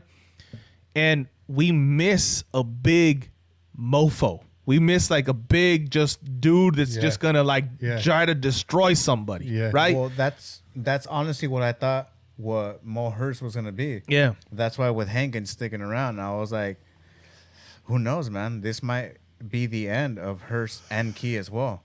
Because that's what we expected out of both of these players, man. We expected them to step up. We expected them to show something. And as much as I love Mo Hurst, man, this might be the end of the end of the road for them, man. Yeah. Keep them around for some sort of competition-wise, but at the same time, their productivity level has stagnated, man. Well, here's the thing about them, right? In order for them to even stick on this team, and who knows, maybe they're gone before we even enter, this early season, training camps and stuff like that. But if they're still here, they have to showcase that they're above and beyond what these other guys are in order to stick on this team, right? They really have to show that they're way better than the guys that they just brought on. Because if they don't showcase that, then there's no reason to continue the experiment, right? There's no reason to say, like, we're going to give you another shot, right? Now it's time to say, like, okay, you guys basically look like these guys and they just got here. So let's give these guys a shot because at least maybe they'll be hungry for it. You know what I mean? Like that's really what it's going to come down to. So they got to show some hunger. If they're here around training camp and they're not cut or released or traded away or whatever, they really got to showcase like, we want this. And we've been putting in the effort in the training and whatever in the off season, and we're a different animal now, and we're above and beyond what you brought on this team. So go ahead and get rid of those motherfuckers. Yeah, because you don't need them. You know what I mean? Yeah. Arden Key talked that game last season, but he didn't showcase that shit. Yep. What's nice now is you're gonna go into these off-season training camps in the defensive line room. It's gonna be like, oh shit, that's Quinton Jefferson. Oh shit, that's Yannick Ngakoue. Oh, there's some names there. Oh damn, that's Solomon Thomas. You got Silky calling you up, bro. On the chat. I know Silky wants me to drink a Rockstar because I yawned once, bro. Oh, Silky. Hey, real quick before we move on to this, I'd like to tell Silky what I did last night, but this is not that kind of podcast. Before we move on to what the next topic, let's drop another chela real quick on them. Let's do it. Oh yeah. Salud. It's clear. Salud. Okay, salud. This is another delicious brew from Laughing Monk Brewing. What is that? Is that a? And this is Brother Buddy. So there's a theme going on here. Okay, the last one was Brother Bob, which is a shout out to the probably the most renowned painter on the planet, Bob Ross. I have those socks. Right, and this one's Brother Buddy. As you can see, it's Buddy from Elf. The Will Ferrell movie. I thought it was. I honestly thought it was Eddie Murphy, yo. Yeah, no, bro. This is Buddy Love. Buddy Love. I wish it was, bro. Real quick, before she goes, I want to say peace and love to Lucille. She donated. She says it's always about me. You know what, Lucille? Now that I've had time to think about it, you goddamn right. That's right. And it was good to see you in the chat too, sis. That's right. Good to see you back. We miss you. But back to this chela. This is a West Coast IPA. As you can see, there's a little more clarity in it, right? The hazy was very, very cloudy. Real crisp. And yeah, man. I'm digging it, man. The Laughing Monk is coming through. This has Strata and Nelson hops in it. Very, very crisp. Very, yeah. They deal well with the heat, man. Because it looks like kind of hot up in this motherfucker. I'm not lying, dude. It is only just begun. Yeah, and these lights We've only just begun to live. It's crazy because you guys have been drinking so many hazies. That looks like a Pilsner to me. It does, right? You know what I mean? West Coast IPA, almost like an ale, dog. Yeah. It's a little remix right there. Yeah, it's nice. That looks good. And don't you worry, we got more chelas where those came from. Just saying. We got plenty. There's more on deck. Shout out to Silky Slim. We're going to get the crow's nest back, man. It's right around the corner, trust. So what I wanted to talk about was with Rodney Hudson requesting his exit, Gabe Jackson getting traded. A lot of you guys out there probably, I'm going out on a limb, calling for John Gruden's head and saying it's the end of his term in Raider Nation. You really went out on that limb right there. I have not even checked the socials. Bro. I just know. By now, I just know. This is all John Gruden's fault. Yeah. He ran him out of town and people are tired of working with him. Tim Brown was a Buccaneer. And listen, shut the fuck up. We just explained it to you. Man. It's pure math. Gabe Jackson was a salary cap casualty. And Shay laid it out for you very scientifically. Rodney Hudson needs some accolades in his career. He needs to make a run. He needs to make all-pro roster the last few years of his season. It's a damn shame he was overlooked while in Oakland. But that's why he was overlooked. Because he was on a team that wasn't getting anything to... This doesn't have to do anything to do with John Gruden, guys. Harped on it already.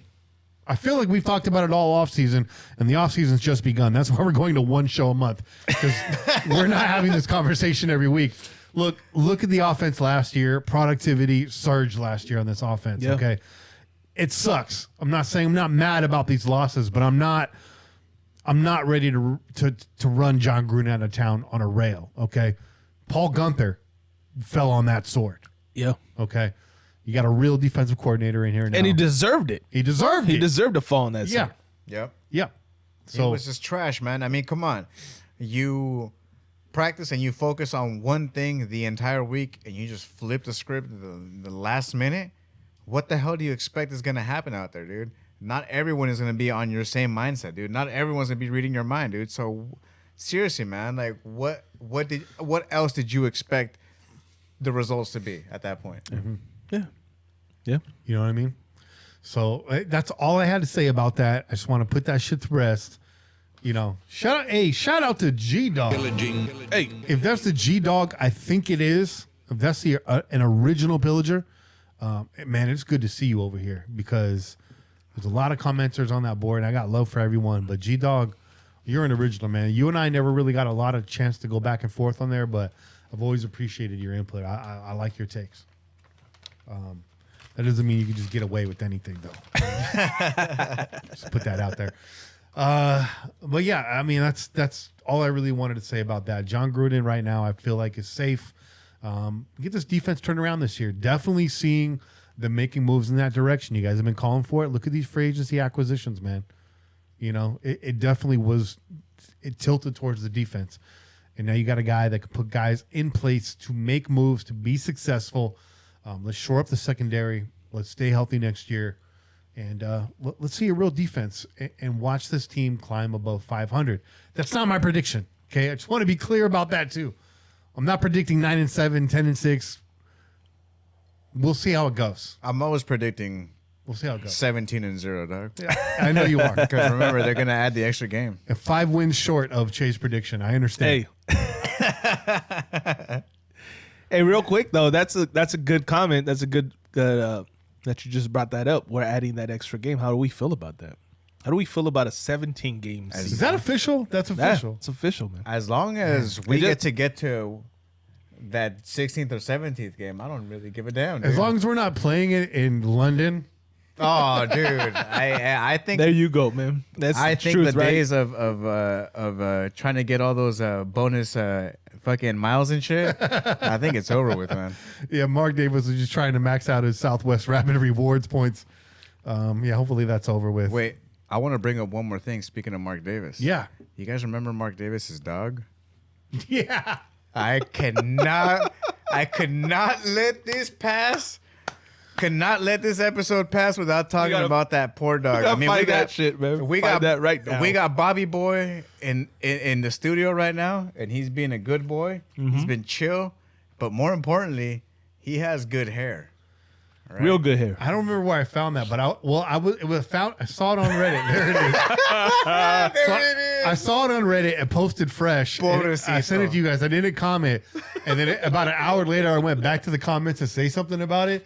And someone was already on there like, yo, I didn't know Mark Davis had a dog. And it was not in the Raiders sub, right? It wasn't. It was in some like random sub. No shit. And people were like, who's Mark Davis? And someone posted a picture of him. They're like, oh, shit. I still don't know who it is. But yeah, that's... And now I'm seeing it looks like it did get posted to probably the Raiders subreddit. Awesome. And they got a side-by-side here of Mark Davis and the dog. I wish we had the OBS set up where we can screen share. We're going to be doing that eventually here. But maybe we tweet this out. Maybe we tweet this out. Yeah. I'm glad you did because I totally forgot about that, man. I could not forget about that, dog. Yeah, that's awesome. Poor dog. I felt bad for him, bro. I mean, Mark Davis, at least, he made that conscientious effort for that haircut, dog. But that poor dog, he was... How come you come him and not me? He was just an innocent bystander, man. Oh, yes. Oh, man. In fact, I'm going to tweet this out right now. So if you guys want to see what we're talking about, you can just go into like another browser window and see exactly what I'm Live talking tweet about. right now. See that? I think we just upset Bobby Boy, dog. He's like, oh. He just laid down. He's like, you best not be thinking about doing that to me. Bobby Boy had nightmares of that. He's like, please don't do this to me.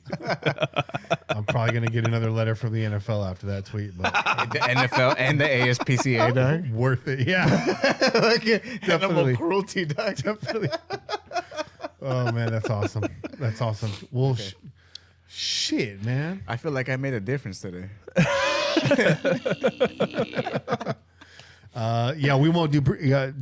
Shout out to the chat. We're not going to do predictions until the schedule drops, and then we'll do our way too early predictions.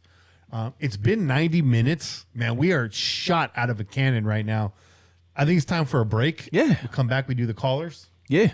Sounds good to Shoot me, the bro. Shit a little bit. Get out of here. Hell yeah. Sounds like a plan, man. All right. We'll see you guys on the other side. Yeah, boy. We out. Peace.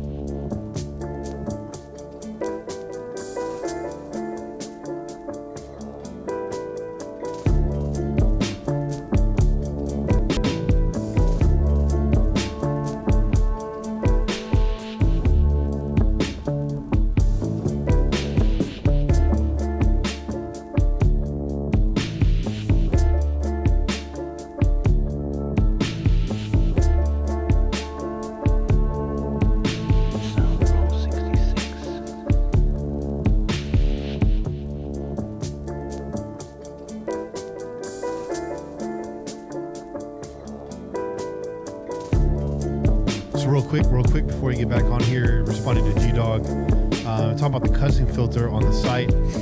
It's kind of out of my hands at this point, man. As you know, we use Discuss as the chat format, and it's pissed me off too. Posts are getting flagged for no reason. Posts are getting flagged as spam automatically that are not spam. It's just completely random at this point. I'll go in there periodically and see things that are pending or flagged, and there's a lot of really dumb stuff getting flagged for no reason. I mean, there's some questionable stuff that goes down in there, but yeah, some of that stuff that I see in there, it's just, and I'll catch it like 3 days late, so my bad, but I can't spend all my day moderating that chat. So it's really, that's disgust, bro. You are allowed to cuss in there, I guess, to a degree. We try to keep it somewhat clean during work hours, but yeah, dude, I don't know what to tell you. I wish I could do something about it, but disgust is really pissing me off. I've been looking at other platforms, but I know that platform is something you guys are used to, so I don't really want to change it and have people lose these handles that they've had for years and their account histories and stuff like that. So I'm in a tough position there, but thank you. I appreciate that. And you keep your $5, bro, man. We appreciate your loyalty.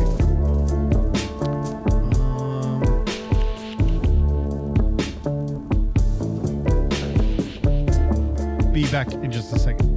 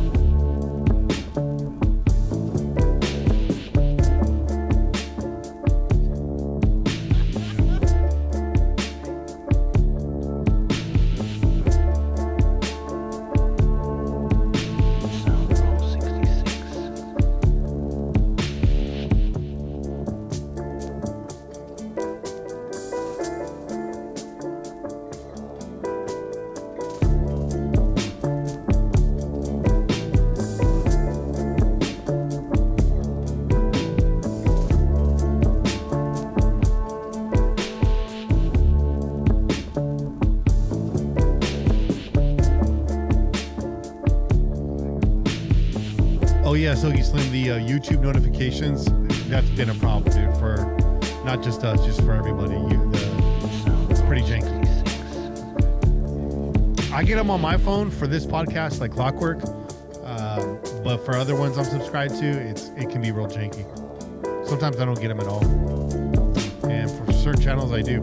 I don't know what it is. It's probably like something with the push notifications on your phone. I don't know if it's YouTube. It might be your carrier, but it is janky. You guys ready to do this?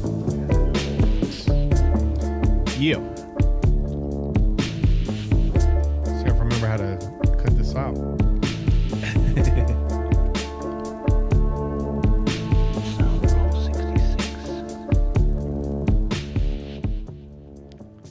And we're back. Oh yeah. Yeah. Real fast. I'm gonna catch up with a donation or two here. Hey.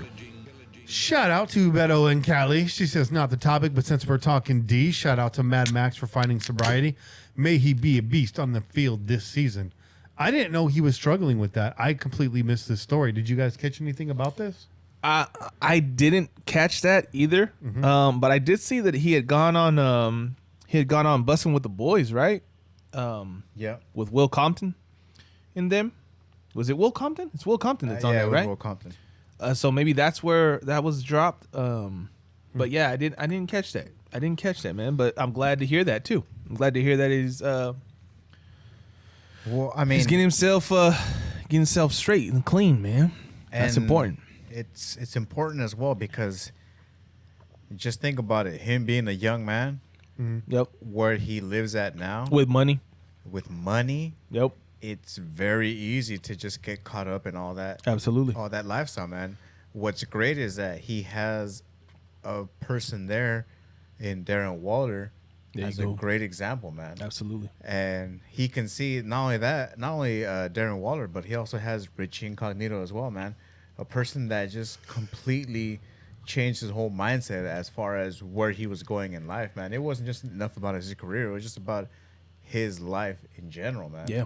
So it's good that he's able to change that, to have that attitude, man, to try to change in life, man. Because for some people, they're not able to handle everything, man.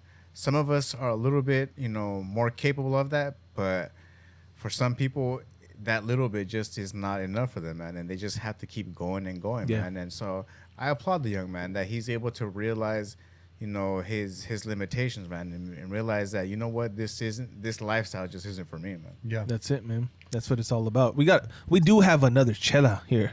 Hey, do crazy subway. Because I got to get out of my chair for a quick second. Yeah. Bob, what's up?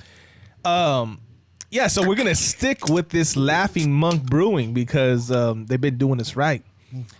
This one here, okay. Obviously, we know there's a theme going on. There's some funny brothers, right? So we had Brother Bob, then we followed that up with our brother Buddy.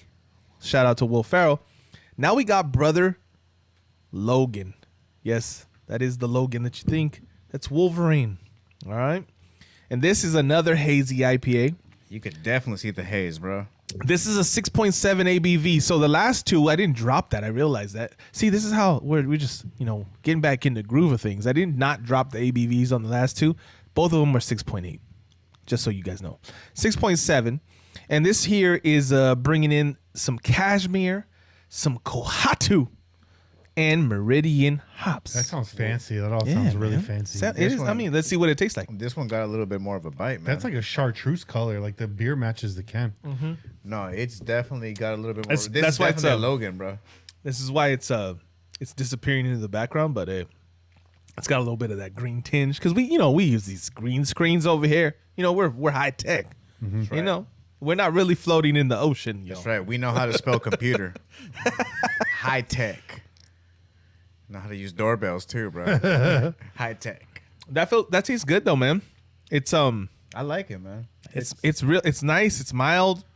It's got a lot of flavor, man. It's got a little bit of some fruit flavor, It looks citrusy. Yeah, there's a little bit of All of the beers that we've been drinking tonight are definitely meant for this type of heat because refreshing. They have a flavor, but they're refreshing at the same time. They're not too thick. They don't bite back too hard. So if anything, it's actually perfect for this time, man. It's perfect for this weather as well. Perfect. They don't bite back too hard. The flavors is nice. It's crisp. It's clean. It's flavorful, but it's not too heavy on you.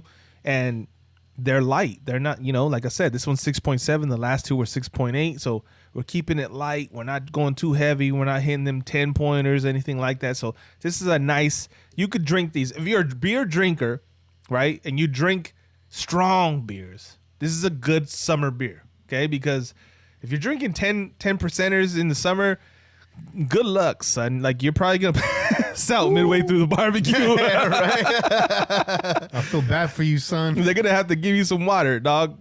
So drink some of these. You substitute. You could have your 10 percenter, okay, and then you go, okay, let me drink some lighter ones, right? Then you get some water.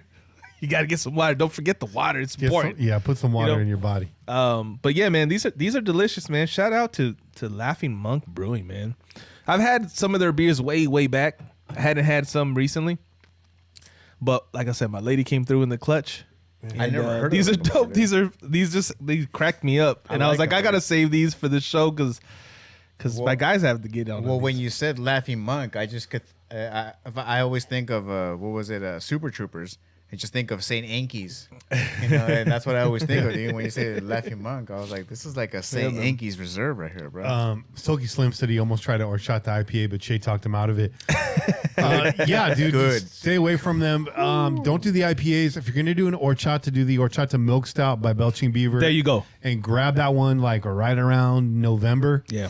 You know, that's a good time for that. That's what I was going to say. If you're going to try a horchata beer, like a horchata flavor on a beer, it better be from Belching Beaver because I would not trust that in the hands of anybody else. Anything milky, chocolatey, creamy, Belching Beaver is going to be the one that you're They gonna also wanna got try. that Mexican chocolate stout too. Yeah. That's fire too, man. You know, Yeah. it's going to come with them abuelita flavors. Belching Beaver, dog. They've always come through, man. Always, man. Those are my cats, bro. Like you already know, we put them on low key. High key, bro. We were on that. I'd like to try one of their summer style beers. We did a lot of their winter style, like their stouts. I'd like to try what they have on the other side of the spectrum. See, what they're coming with. I wonder if they do sours because, like we've said before, Belching Beaver does not skip on flavor. Their flavor is bam. Yeah. No, it's they deliver whatever's on the can. Yeah. Like if you read the label, it says peanut butter stout. You best believe you're gonna be tasting some fucking peanut butter in that stout, bro. Nitro peanut butter. Yeah, nitro peanut butter stout. You know what you're gonna get every time. Never fails, man. They never fail with the flavors. They're spot on. And you know what? Some of you may say like, well, that doesn't sound good to me. Like I don't want to have like a dessert instead of a beer, right? But they find that balance, man. For me, they've never done me wrong. And I really, really, really dig Belching Beaver. Shout out Belching Beaver. I'm still waiting for the sponsorship, man. I like a good stout. I like a good stout in the wintertime. Just keep you warm. It's got that dessert in the wintertime. It smacks. You know what I mean? That's it. It's pie season. You feel me? Yeah. Well, that's why, like you said, man, the stouts is for the wintertime. Sours is for the summertime. That's it. And we are getting that time, man, of the year.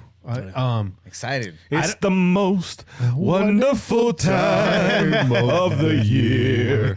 I'm excited for Hen House. I don't know if Belching Beaver makes one, but I just imagine they would do a key lime IPA. Hey. Ooh. Hey. You gotta try that. I'm telling you, bro. Shoot him a text, bro. Key lime hazy. That Ghost Brewery in Oakland. That key lime pie. Oh, that's why that's in my head because you brought that up before. Bro, yeah, dude, that is. Yeah. Whew. Yeah. Yeah. That's all I gotta say, man. Get out to Oakland. Get out to Oakland. Get out there. Catch us on the disc golf course at Lake Chabot. It's gorgeous. Shout out to Rolling Dubs. He just dropped this in the chat. He said Dragon Dave also has medicated horchata. I'm glad you brought that up, Dubs and Che. Dubs asking earlier if we've tried that medicated bacon. No, we have it. It is in the crisper bin, chilling right now, buried under a bunch of stuff, so nobody accidentally finds it. That's right. Kenny buried it under a bunch of Brussels sprouts. Brussels sprouts and calabrese and the gabagool. You know what I mean? Gabagool. It's all in there. Ain't no one gonna look under the escargot. That's right, yo. Kenny's fancy. We're gonna bust that out probably on a Crow's Nest episode, or maybe on here, but we got to do that at the front of a show. Yeah. If we bust that out right now, these guys are going to be sleeping on my couches. Yeah. You know what I mean? It's happened before. Yeah. It definitely has happened before. It's okay, Bob. What can I say? I had a good time.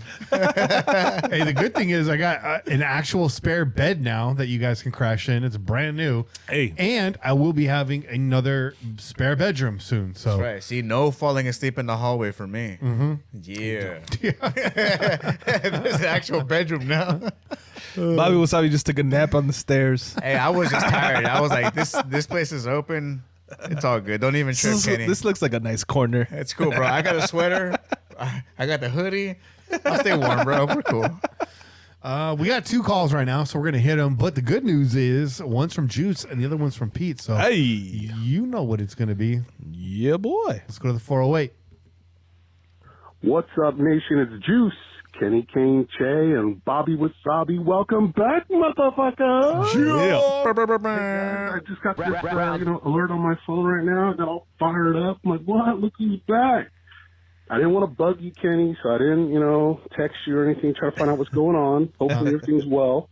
If you guys are cleaning up the nest, remember, I'm fully vaccinated and right down the street. You let me know. Okay. I'm right there. I got one more Anyways, shot. guys, let's talk about the team we hate to love. And, so at the end of the season, what we think, right?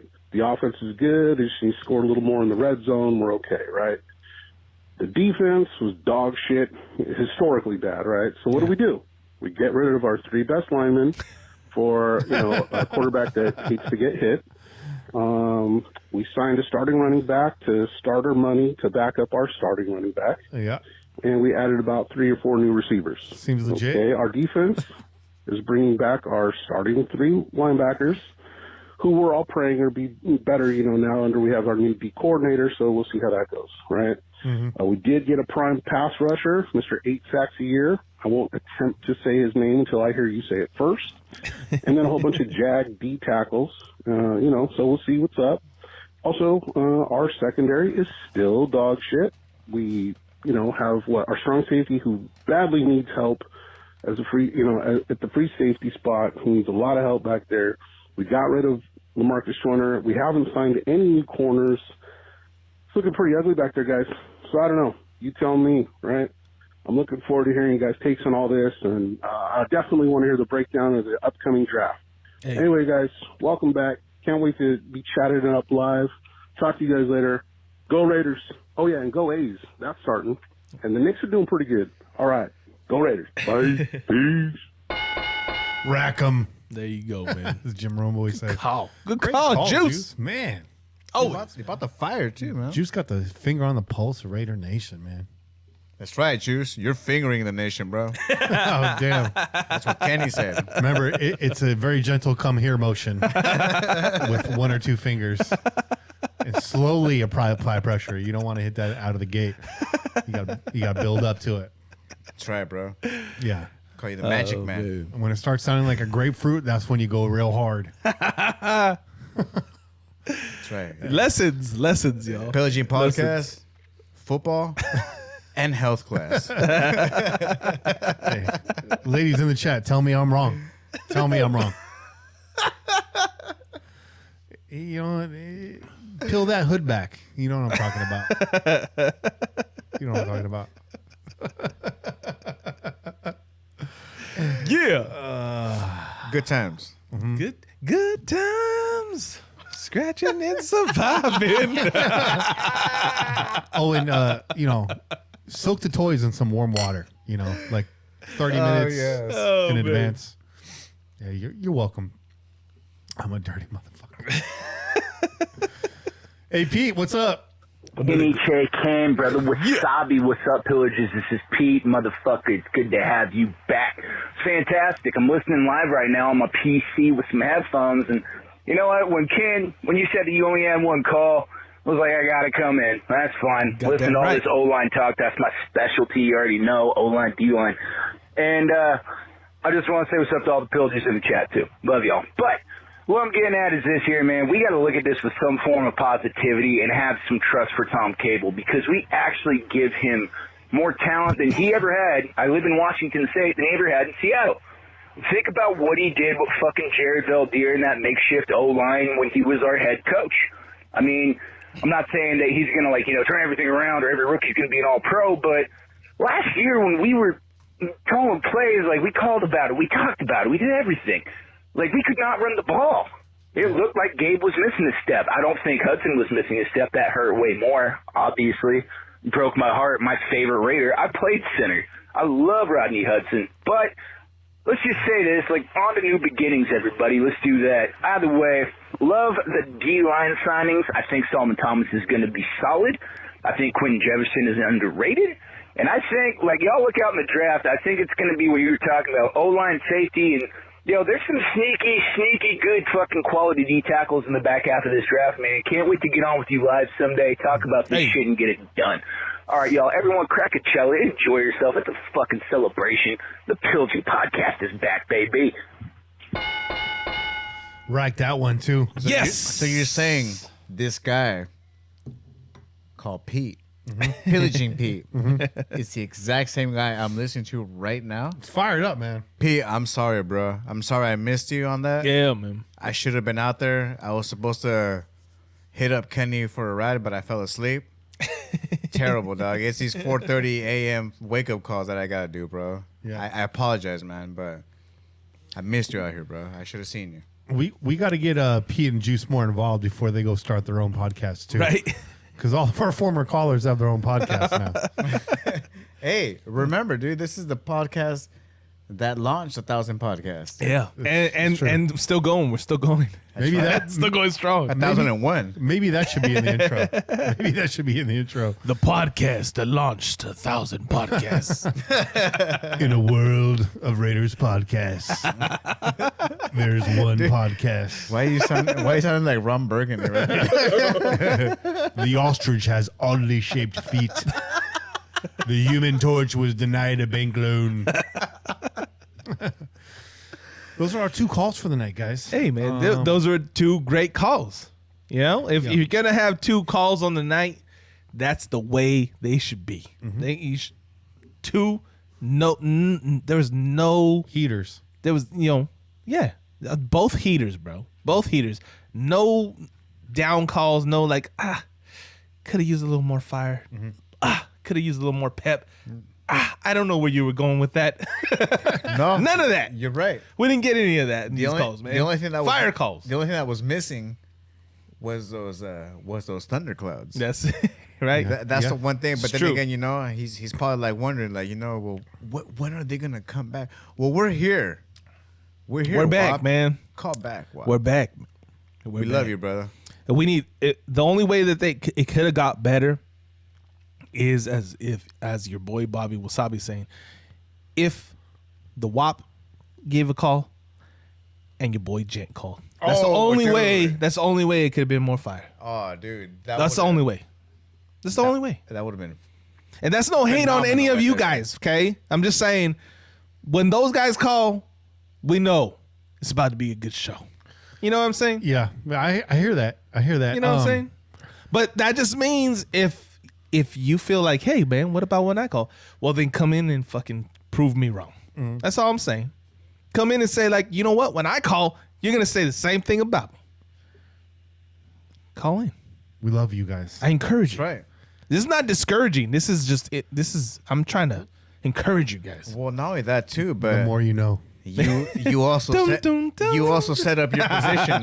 We need that. For the Nesty Awards, you know? Yeah. Yeah, that's right. Yeah. And it's off season right now. So we're not banking any of these calls, but we will be, come That's fall. it, man.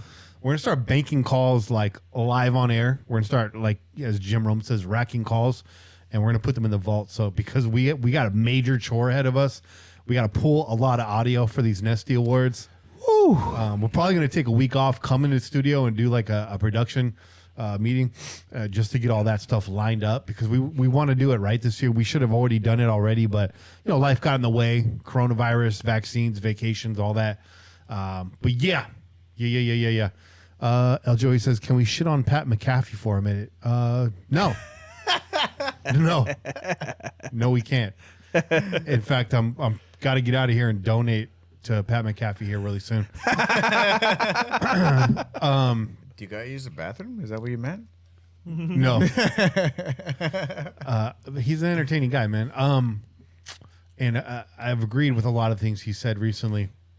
Also, I've gotten word that there's another podcast out there that's imitating our callers with plants, which is weird. You don't say. I don't know if that's true or not. I haven't checked in on it. That seems like we don't monitor. You know what that other reminds podcasts.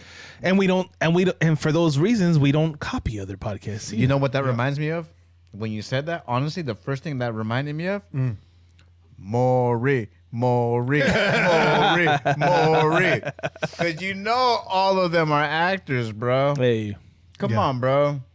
How many of them stories are for real? I don't know. Nah. yeah. I don't know, man.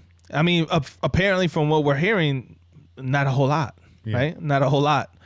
But hey,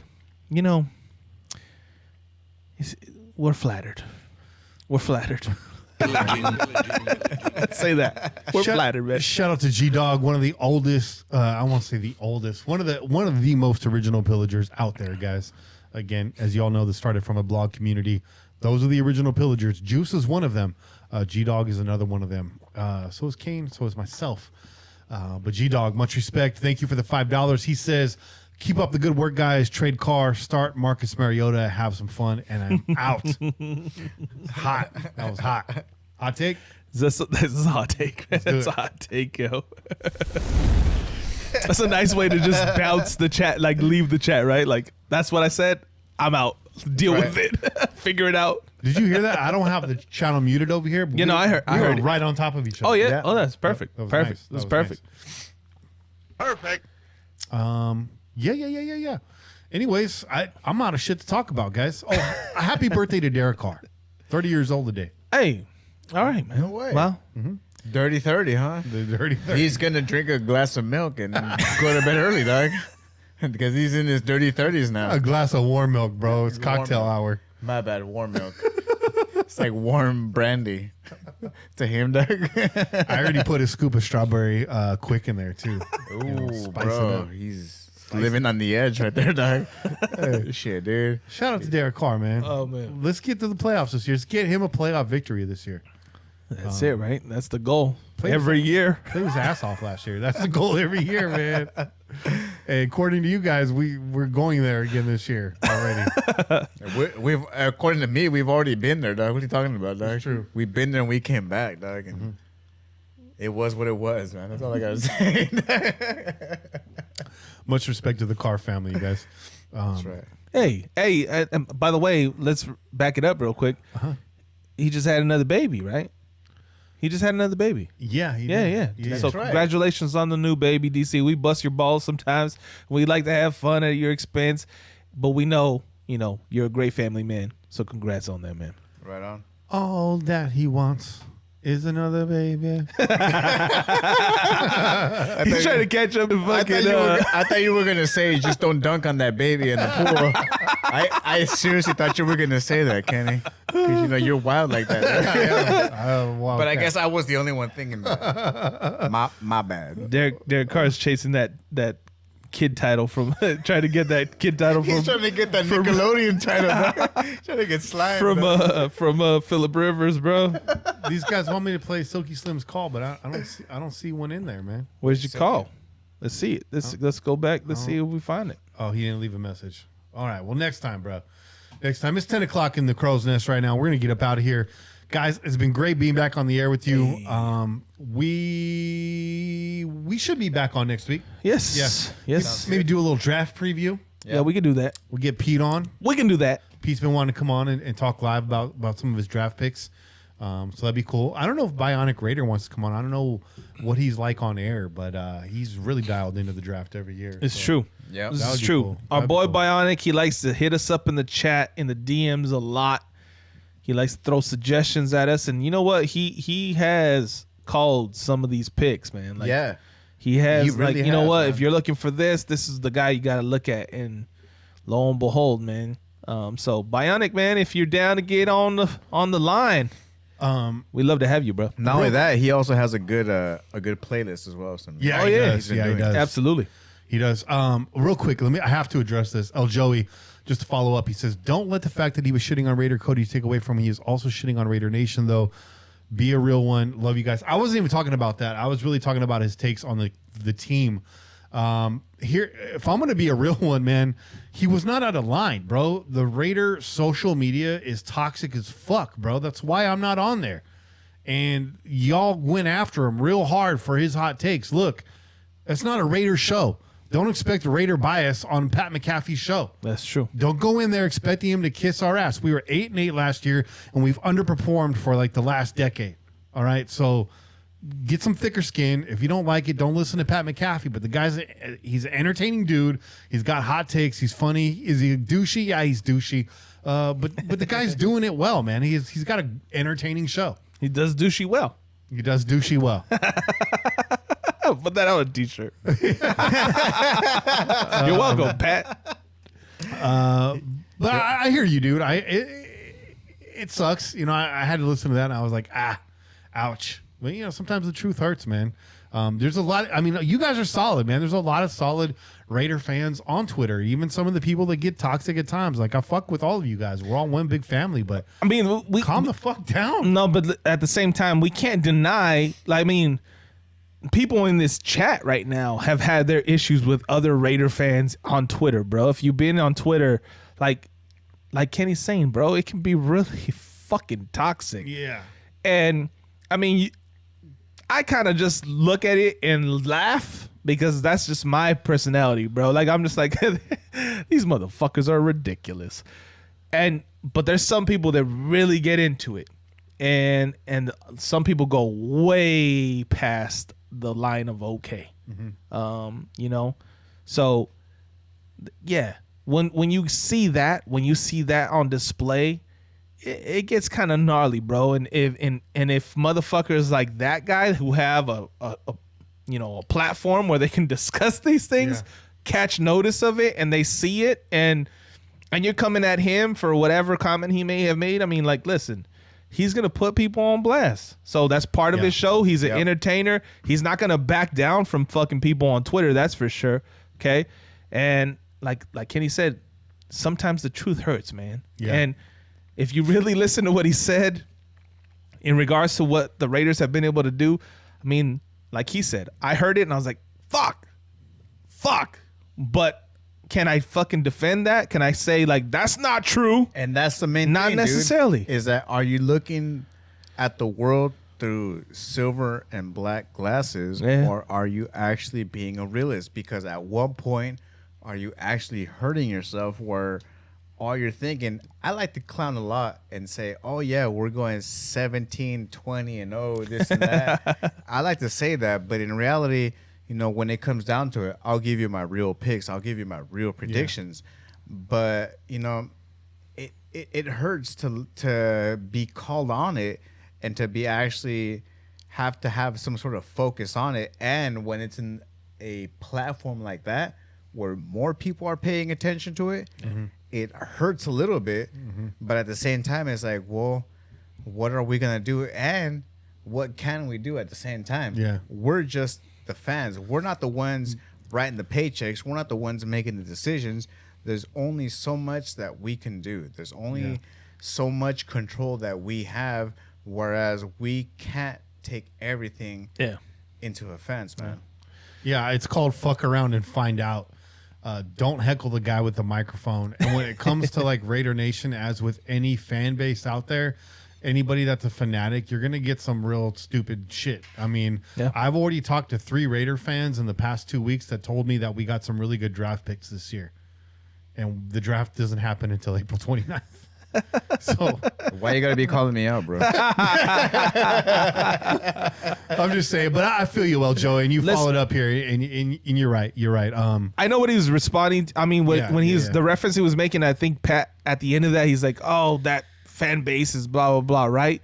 But I mean, Pat isn't a Raider fan, and he doesn't hang out with all Raider fans. He's only going based off of the shit that's being sent to him, right? Yeah. So if the fans that are representing us are sending him some fucking douchey fucking messages and just calling him out and saying all kinds of nasty shit, which is very what the fuck else is he gonna say about the fan base? He doesn't know us personally, y'all, and he sure as hell isn't probably tuning into our show to fucking see that there's another side of this, right? He's not a Raider fan. He's not a Raider. He never was. He never will be. So that's all. Come on, play stupid games, win stupid prizes. He's a fucking kicker, right? He was a kicker too. So and we roast Raider Nation on here all the time, but it's all love. That's it. It's all love. It's all love. Anyways, shout out to Doc's Entertainment. That's I think a new face in the chat. Greg Lear, shout out. El Joey going through it, man. You listen every week. You don't chime in all the time. Keep chiming in, man, because I've enjoyed the discourse tonight. It's been really good. And Chindo Ramirez, if I'm saying that right, shout out to you too, bud. And man, it's been a party tonight. We'll see you guys next Sunday. Probably going to take the week after that off because I'm out of town. We're all going to maybe be out of town on Saturday at the very least, and hopefully. And hit that like button. Hit that like button. That's all I got to say. Smash that like button. Smash the like button, bro. Beat the shit out of it. That's right. That's it for this week's show, everybody. Tune in next week, wherever podcasts are found. Until next week, keep the wind in your sails and the rum in your mug. And pillage on, Raider Nation. This has been a production of the Crow's Nest Podcast Network. I'm Kenny Stapler, joined as always by your boy Che. Bobby, what's up? We out here. Peace. Raiders. Just win, baby. Like a freight train coming, you're blowing the it down. Like a diesel motor, you never shut down.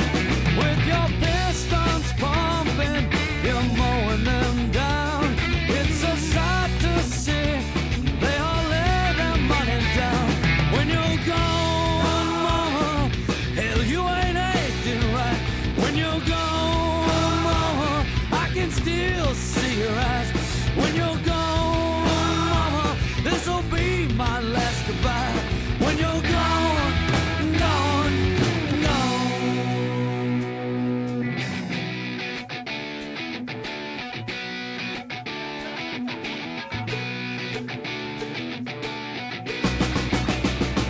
when the sky is gray and the night sets in, it's your cue to do it all again. Until the next time I hear your name, or write this sign to now my thoughts to remain. When you're gone, mama, I'll be missing you. When you're gone, mama, I can still see your eyes. When you're gone, mama, this'll be my last goodbye. When you're gone, gone, gone.